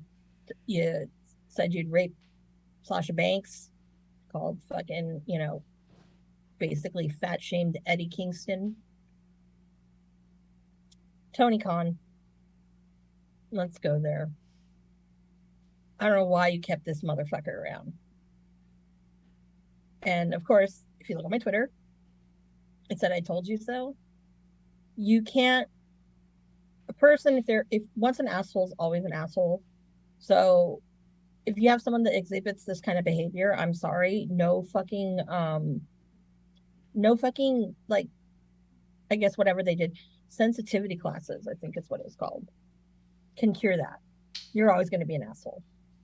Hi, Phil Brooks. How you doing? But I will say this: there's absolute no tolerance for people to behave like that. Okay, and all of these people who are like, "Oh, poor Eddie," Sammy fat shamed him, are some of the same fucking people who said I was dramatic when fucking he did the same thing to me. You know what? That's just not something that's cool. And you also are the same people who probably don't want fucking Marty Scurll to wrestle. Well, you know what? Get over it. Get over it. I think Sammy needs to go away. I think his bitch is also another toxic person. She needs to go away. Because now more that I think of it is I'm like, damn, he did his ex-fiance dirty. I don't know any of the details of it. I don't want to know. But all I know is this, is that sometimes someone who might be a favorite of yours, you got to look between the lines. They're not always that great. I'm going to go there. They're not always that great. So take that with a grain of salt. That was my I told you so moment. And I did say this kind of shit on episode 1 before. So, yes. Just saying. Now, as far as Phil Brooks is concerned, I really don't like how he, has treated people, not just Hangman, not just Cabana, but people in general. And, and it's acceptable because the man in charge allows this kind of shit to happen. And if you notice, it's a lot of people that are favorites of his. So what precedence is that setting? I think I said that on episode 1 before too. Because I don't think anyone there is handling it right either. Like I don't think Eddie handled it right. I don't think Sammy. No, Eddie right. Didn't handle it right. I don't think that Tony's handling it right. Like that's what I'm saying is like there's no respect anywhere. No, And that's why Eddie you're getting all this. didn't handle it right, but you've got to admit, okay, this is where I think Eddie's right. You don't do that, because if you do shit like that, you got to accept the consequences of what happened. And you know what? He reacted. Yeah, that was not a good move to do, but if I were in Eddie's shoes, well, been there. If I had the chance to punch him in the mouth, I would have punched him in the mouth too. Right. What I'm saying Because is, if nobody's handling it right, there's a larger story to be told, and I think it all comes down to a lack of respect amongst their peers and the higher ups. There's no respect in that locker room for each other and for the up, and it's except for like their little tight knit groups. And I think it's starting to bleed over, and we're starting to see it and hear about it. You know? yeah. Did you hear on the Acclaim's rap? Caster had made a comment about, basically sitting through another backstage meeting with everybody. Mm-hmm. So obviously, everyone thinks that those things are a joke. Yeah. So what's going to happen? I think that there should be some kind of betting odds with DraftKings about, literally, when is AEW going to implode and go away? And we've already given them a pretty short shelf life. But if this shit kind of continues, I don't see them lasting another year, maybe a year and a half. Because there's no way. Chris says, I love you, Amanda. Never forget that. Sammy fears Amanda. And also, Kiro says, I got to wonder how AEW is getting half their people across the border for the Canada show. That's funny. Oh, God. Good question. I can yeah, name 5 people right now that aren't allowed to go to Canada that are on their roster. Oh yeah, at least there's gonna probably be a lot of backstage tapes, a lot of pre-tapes. Yeah, for one, they got to be vaccinated, and there's a good chunk of them. Probably no Jericho, no Young Bucks, no. I thought all of their was vaccinated. All of who? The AEW roster. Yeah, they said they're all vaccinated, so we'll see who shows up. Unless Tony lied and has fake vaccination cards for people. Actually, that would be, I think, a safe bet to say that anyone who didn't get one, that Tony bought them cards. That's a pretty safe bet. That's dumb. And it's very interesting to me when people vanish from AEW, like without any rhyme or reason. Vicky Guerrero. I love Vicky. What the hell happened to her? And we haven't seen much of Nyla Rose lately. I don't know if she's injured or not. I have no idea. Poor fucking Ruby Soho. I'm not even going to go there anymore with her because I'm just like. All right, let's stay on topic though. It's getting late. We still want to get through some of this stuff. Sorry. The Billy Gunn Colt Gunn match. I mean, I didn't hate it, but I like Billy. I like seeing him wrestle. Yeah. Scissor me down the ass. I do think it's weird what Ever Stokely is doing. I don't get it. I don't either. It makes him look Bush League. Like he's trying to put together a team of jobbers, it seems like. Which is weird. Like he's not really going forth and really picking up like the top talent. He's like begging the jobber talent to come with him. So I just think it's a weird place to have a manager. They don't make the manager look like he's big time. So I still want to see the reuniting of Stokely and MJF. Mm-hmm. That would be very powerful, but I don't. That'd be cool. But it's not. Kiro says you can't enter with any kind of Canadian felony. So a misdemeanor in the U.S. that is a felony in Canada bars you entry. Oh, then there's at least 10 or 12. Yeah, there's a lot of misdemeanors going around there. The Britt Baker and, let's see. Swerve and Keith Lee came out to even the odds. Oh, yeah, that was fine. I don't like them jumping Billy, but let's see. Britt Baker and Kylie King, I didn't care for any of it. It looked pretty bad. The backstage thing with Swerve and Our Glory challenging the Acclaimed. Like, it's not that I don't want to see the match. It's that they're just avoiding the ranking system at this point. And I'm like, fuck, like that really bothers me. But probably be a good match. I gotta imagine. I'd like to see the rap, and I want to see if Swerve will have a rebuttal. That would be really cool. Have Acclaimed come out first and rap, and then Swerve come out and be like, wait a second. hold I up. could do this. Mhm. Oh yeah, that That'd would be be really great. fun. I would would pay like to see that. that. I Yeah. would pay to see that. That would be really great. But then again, I don't book this shit. But if I did, you would have got that from me. That would have been my booking. That would have been it. Chris does say the AEW Tag Team Division really hit hard when Swerve and Keith Lee won the championships. P.S. Ricky Starks and Will Hobbs should have been champions. Yes, for sure. I guess we really got to see what they're doing on the other side of this Ricky Hobbs thing. We'll get there in just a second because we're getting there pretty soon. So let's talk real quick before we get to that, because that really is like, there was like nothing else in this show that I liked except for these last two segments. So let's talk about one of the shortest matches, I think. Yeah, I was thinking we could talk about that and we could wrap up on Starks and then we can call it. So yeah, we have the interim world championship match, which, like I said before, I believe was episode 1. I didn't get the impression that's the way that Tony wanted it to go. And then there were some rumors coming out saying that it was Moxie's idea to do it on Wednesday. I don't know. And I don't know how any of that would work. And I don't know why Moxie would even want that. But here it was in the middle of the show. CM Punk loses to Moxley in 3 minutes because he hurt his foot while doing a kick to Moxley. Like, it was one of those things where, like, he was trying to give himself an out. Like, oh, I'll say we re-injured the foot. That way it's not like I actually lost and I did it to myself, because it's not like Moxley's a tough enough guy to beat me. Like, I felt like it super undermined Moxley. So much so that Punk did a weird thing where he got his ass kicked and looked terrible doing it. He didn't even sell getting his ass kicked well. And then it was so, like, does Punk not like taking a DDT? Because all of a sudden the Death Rider was suddenly a double arm suplex. And I feel like it was because Punk was dead weight and Moxie was just hoisting him over because he's like, fuck it, I'm landing something on you, you son of a bitch. I was, not that I think CM Punk's all that great to begin with, I was shocked at how bad he looked here. And not just in that it was a short match, but they also looked bad in a short match.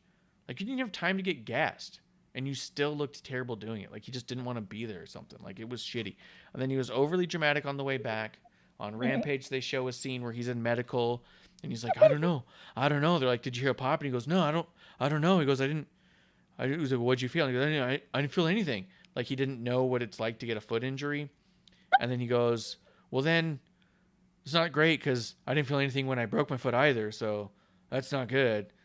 And it's like you've no idea what it's like to, like, were you ever injured? Like, it was all just so dumb. And I was like, just be done and leave. Just go ahead and milk Tony for all he's worth from home. Pull the old Shawn Michaels thing. I know he's a big Bret Hart fan, but go ahead and pull the Shawn Michaels. You lost your smile.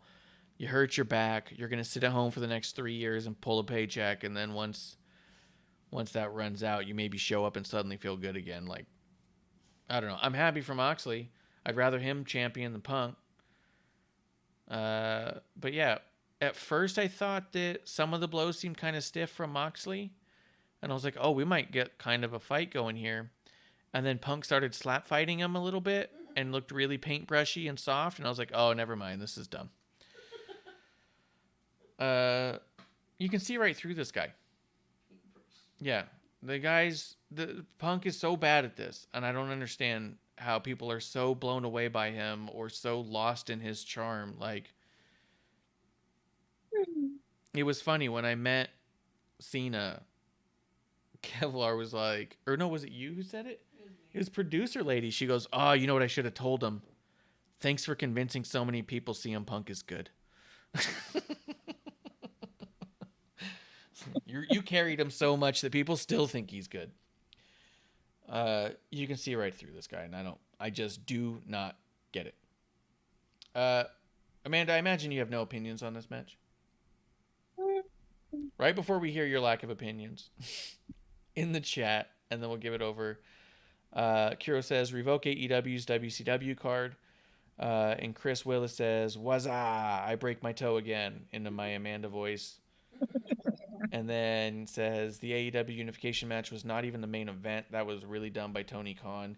Not only was the placement bad because Tony Khan put it there, but the placement was bad because Jon Moxley said the week before that these titles don't mean shit. He goes, this belt doesn't mean shit. And CM Punk goes, okay, you believe that all you want. But so the week before you have the current champion say that the title doesn't mean anything, and then you put it in a place that makes it look like it doesn't mean anything. At the very least, you could have tried to build that Moxley was trying to say that there were more important things to him than the title. But what you did say was, yeah, you're kind of right. So, Amanda, what do you think about all this? Oh, boy. I laughed every single second of those 3 minutes, just as hard as I laughed every single MMA fight that Bill had in the UFC. God, I was crying. I was laughing so hard. Okay. Again, I told you so. You know, it's very interesting to me that it was so short. But then again, you also have a diva that was wrestling later in Ocean Spray that, you know, got to give the guy like fucking 4 hours to no sell. So everybody who was wrestling. So, you know, so I get it. But it's funny to me that people really just don't see that he's not all that great. Never has been, probably never ever will be. And I also had to laugh that, oh, guess who was there at ringside, ran up to go help Phil. Oh, it was Ace Steel. Oh, Mr. I chose a side over you and Cabana. Well, guess what? You know what? You can have your friend Phil. Wow. You can have Phil. Because you know what?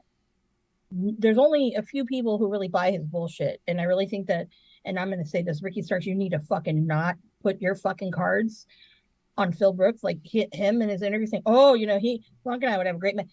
No, Punk only does shit that suits him. That's good for him. He doesn't care about you. He didn't care about shit. And I believe, and I know, and I will say this, I have told that motherfucker, and I'm talking about Ricky Starks, I've told him, no, that the guy's a fucking selfish piece of shit. No. And I'm not saying that because of Colt Cabana. I'm just saying that period. Now people are seeing the light of, yeah, maybe this guy isn't the greatest thing since sliced bread. No. I really wish Tony would see that too, that's a $7 million or whatever, how much money he gave to that fucker. That was a mistake.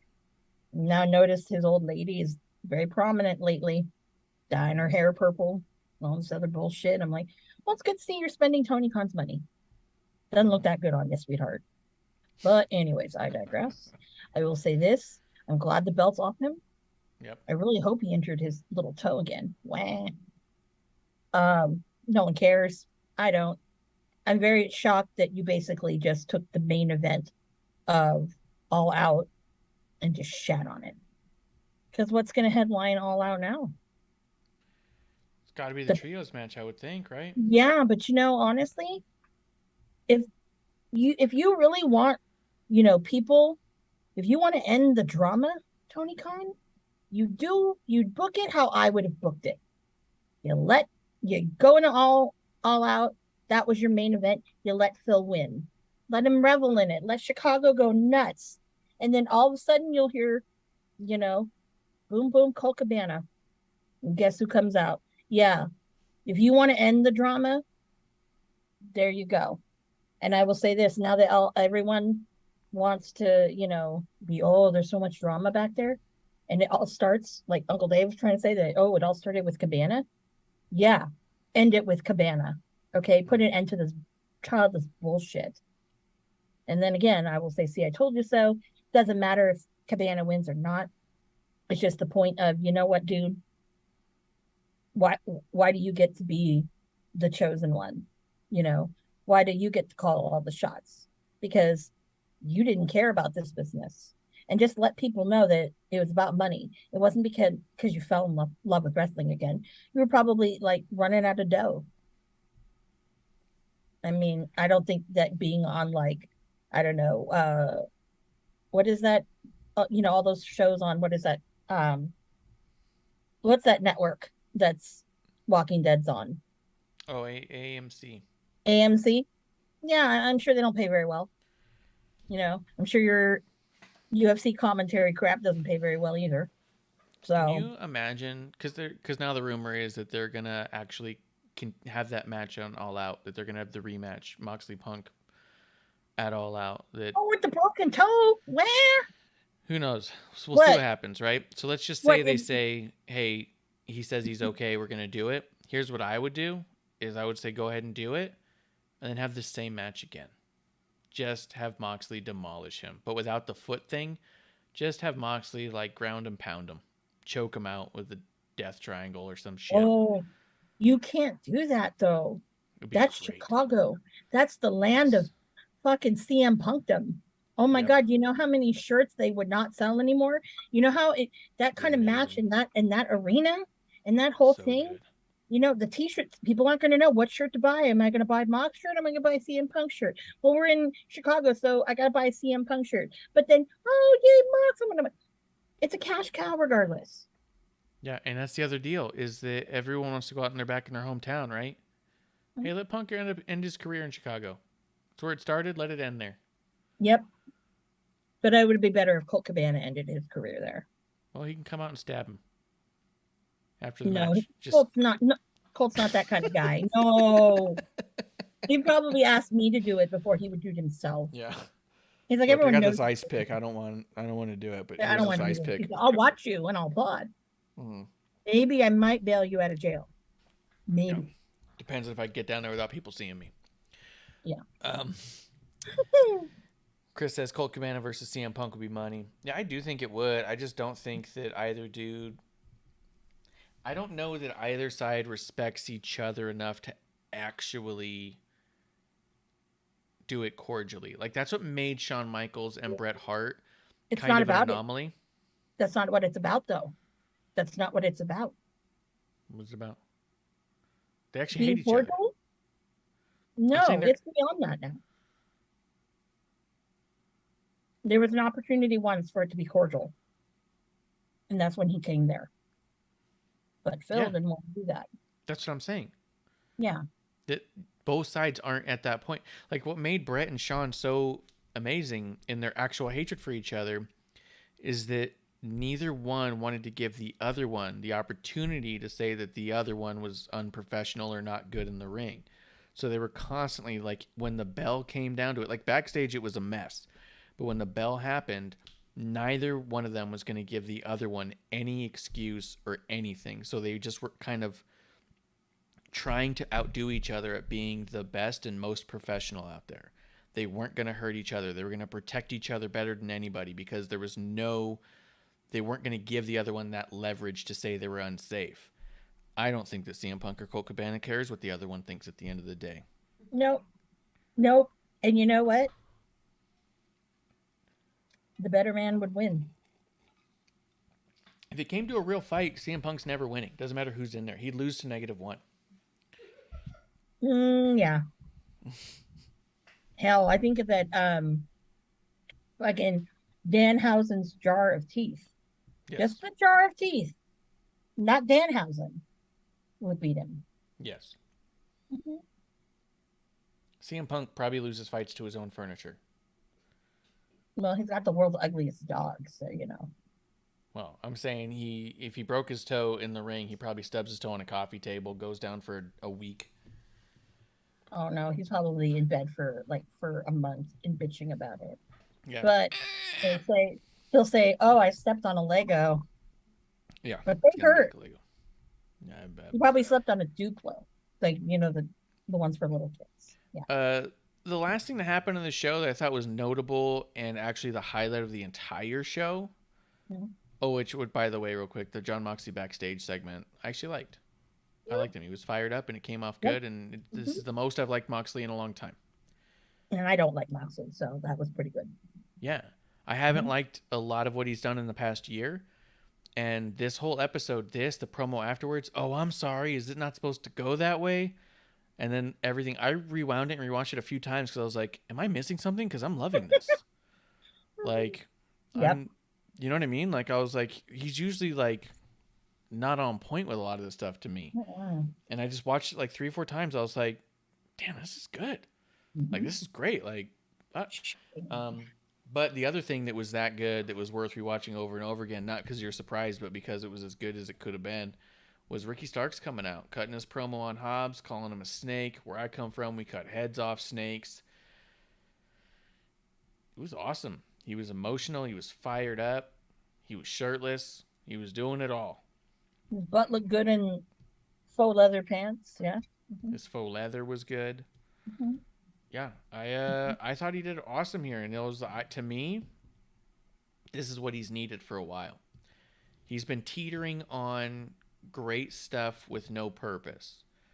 He's been teetering on making something out of nothing, and he's been constantly for years teetering on that guy's got something, but nothing that anyone's grabbing onto. Everyone's being like, oh, don't count him out, or oh, he's underrated, or you know who has potential. Ricky comes to mind in a lot of those. Where this is an identifiable, watch this promo and tell me he's not a star. You know what I mean? Like, this was his blowout moment, and he needs to win this match.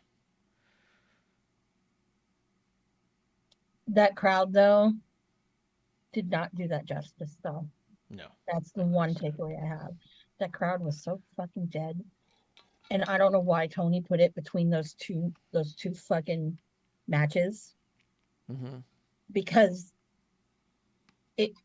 it was great, but it could have been even greater and have more impact, in my opinion. Or maybe I'm expecting too much from Ricky. I don't know. Maybe it is.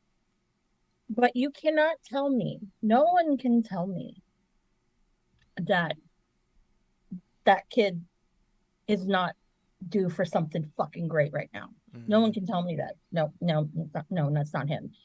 And Tony would be stupid right now at this point if he fucks this up. Because honestly, right now, Ricky's in a pretty good position. Because he's the kind of guy, I think, that now that he's in a bigger light, that Triple H would grab him in a heartbeat. And I think that Tony is too dumb to realize this. Yes. I mean, so, and I'm pretty sure, because obviously since Cody's over there, all he needs to do is just drop 1-2 good words, and then guess what? And Bailey. Boom. Yeah. He's got Cody and Bailey on his side over there. And Triple H listens to both of them. Yep. You know, I do think that this is what I meant, like, this is what he's needed, because if you showed a guy like a Triple H all the other stuff, yeah, there's potential. You show a guy this, and you go, there's no denying. You go, oh, wow, hold on. Because when's his contract up? Yeah, it's been the 3 years of the 3 times that he went to the Performance Center. Every time it was a no. Yeah. And he had always told me, I don't understand why it's no. And I said, because you no matter what you do, you're not fitting that mold of what they want. You gotta make it so I'm telling you what you need and not be shy about it. Because closed mouths don't get fed and whatnot. And he was a person on the indies who he always felt that people should come to him and not go out there. But at the same time, would also like question, I don't understand, like this person's getting this and they suck and this person, and I'm like, because you're not putting yourself out there the way you should be. And you have no one to blame but yourself. Because buzz will get you somewhere, but it only gets you so far. And if you're not willing to, really bank on yourself and you're waiting for something to happen, it ain't gonna happen. Trust me, it ain't gonna happen. You gotta do the work. Bob's great example. He did the fucking work. And look where he is now. Chris says in the chat, I wish the Ricky Starks promo was a good 10 minutes and said Ricky's versus Hobbs should be an interesting all-out sleeper of the match, sleeper match of the night. I agree, too. I think it's going to be the match of the night. That's the best. That's going to be the best match, period. Yeah. For me right now, the only thing that would eclipse it is if A, my CM Punk Colt Cabana scenario happens, or B, you really reunite the fucking Elite and certain person with an umbrella comes out. But that ain't gonna happen. So this is the match of the night. Now, two things can go. One thing I think that needs to happen, Ricky needs the win. Because Hobbs, I've said this on episode 1, if you listen to that commentary, he's beloved by a lot of those guys. Everybody loves him. He's got a fucking big future. Yep. Ricky, on the other hand, no. Because when you have JR, and bless JR, calling him Pretty Ricky, that's kind of insulting. You'll go on and on about Hobbs, but this is Pretty Ricky. And he's more than a little pretty face and a cute bum. You know what I mean? Yeah, but I think that he's more the baby face in this story, but Pretty Ricky's kind of a nice little, it's like Heartbreak Kid. You know what I mean? Like, it's a little bit like, but a little pompous, he's a little this or that. Like, it's not too far of a stretch, which is why I think, like, understand why a JR would go that route.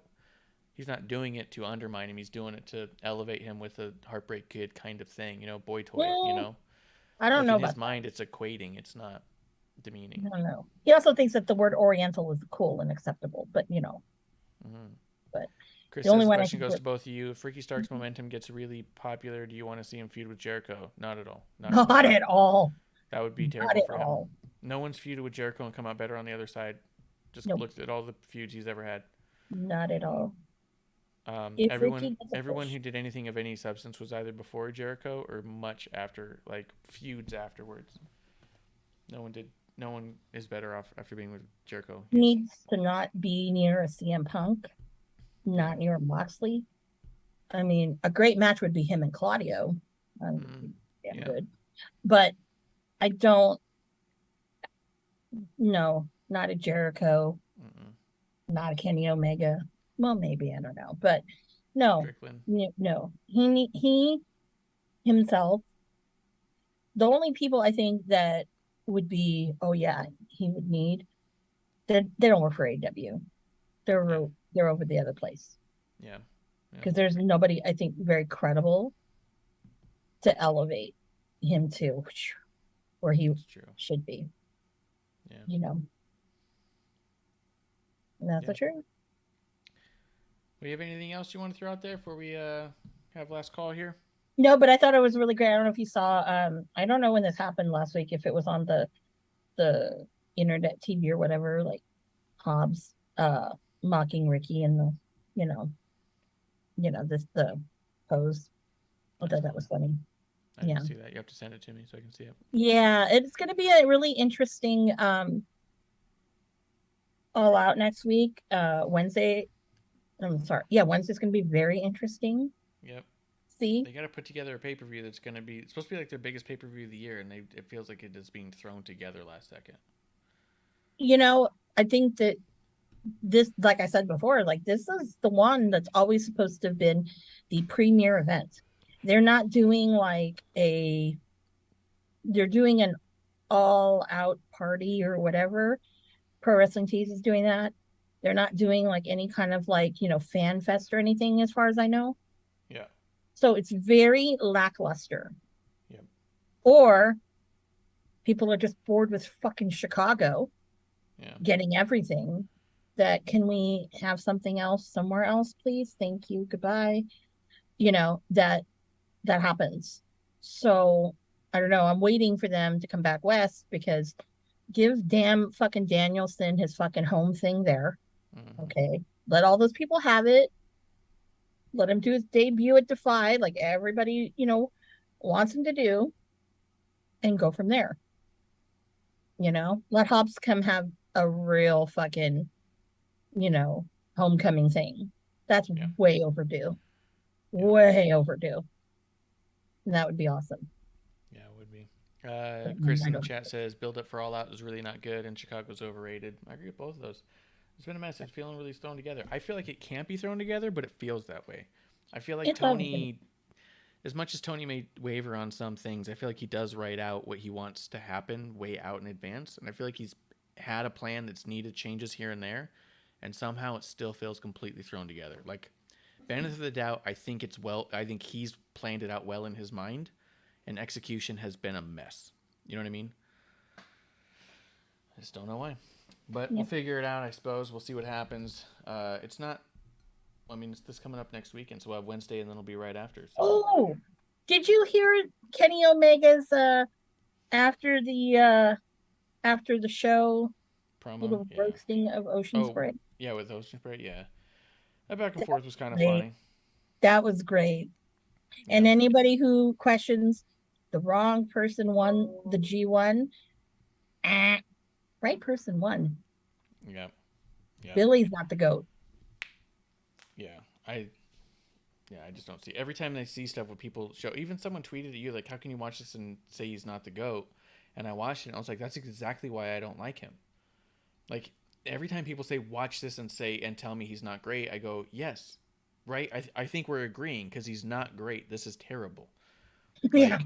It's like such a weird, like, it almost feels like they're doing it ironically to mess with me. Like, look, isn't this amazing? I go, no, it's not. No. Are you joking? Are you trying to be funny? Like, I think that stuff is so terrible when it's that choreographed that it's like. And then when he no sells it too, you're like, come on, at least sell it, you know? Yeah, I just at don't least get sell it, please, because, God forbid. And what's really interesting is I was a little upset about with Pac and how they made him to look less than Ocean Spray. Yeah. That's my other comment with that is that was not necessary because Pac, I think, is on that level of a Ricochet too. And when you see a lot of these guys and you line it, you're like, oh, Billy's the GOAT. There's others. Yep, I agree. Chris does say Ospreay owned Kenny Omega. Don't at me. I thought they had a good back and forth, if I'm being honest. Because I thought they both said a bunch of stuff. And then I will at you. I couldn't understand anything that Ocean Spray said because he had marbles in his mouth like he normally does. So, but I'll admit it. He has a little jab here and there. Yeah, but it was good jabs. I didn't take his side, but I thought he worded himself well. But it's true. Because Billy was supposed to be the person that was supposed to carry of the Gaijin, supposed to carry New Japan. Mm-hmm. I think another Gaijin's doing that and doing a damn better job. Yeah. And his name is Jay White. Chris does say Pac is underrated and it's not hurting him. Don't forget he's a bastard. Yeah, it's pretty good. I say we do last call. We reconvene on Thursday, see what we got coming up for All Out, and then we'll live tweet or something on the weekend. I would only like to be live to do the one match because, I think I would be down with that. Just the one match. The one match. I really want to know on Wednesday what they think they're going to throw together that's going to give excitement.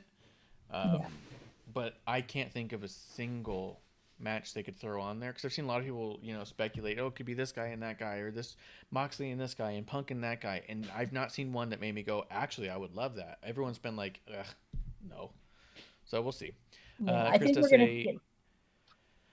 Chris says, excellent job with the podcast. This was my first live experience. I really enjoyed it. Keep the great work, guys. Dude, we appreciate that. I mean, that's why we have the chat open so anyone can come through and derail the show. We are all for that. Thanks for coming through on a Sunday night. It's usually Thursday night, but plans Sunday, change. Thursday. Plans change, as they say. It's all the same. It's all the same. He got to go see, and then producer lady got to go see John Cena. Yeah, I love John Cena. Sacrifices were made for Cena.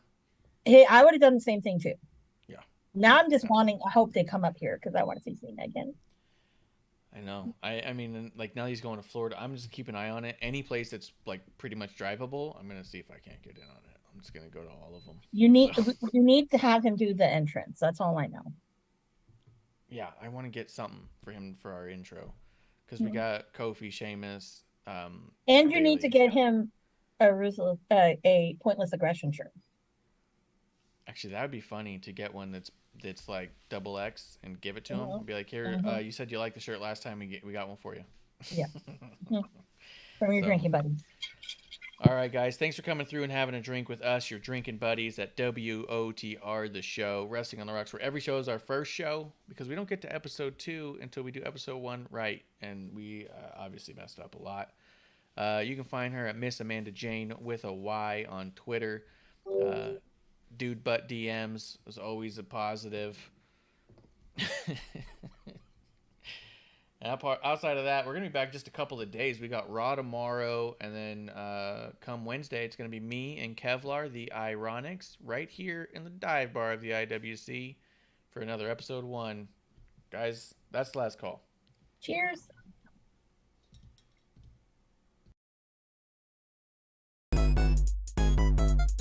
Hey, producer. Thanks for tuning guys to drink by following and putting the I in subscribe on Twitch, or subscribe and review our podcast on Apple Podcasts or wherever you listen to us. Cheers!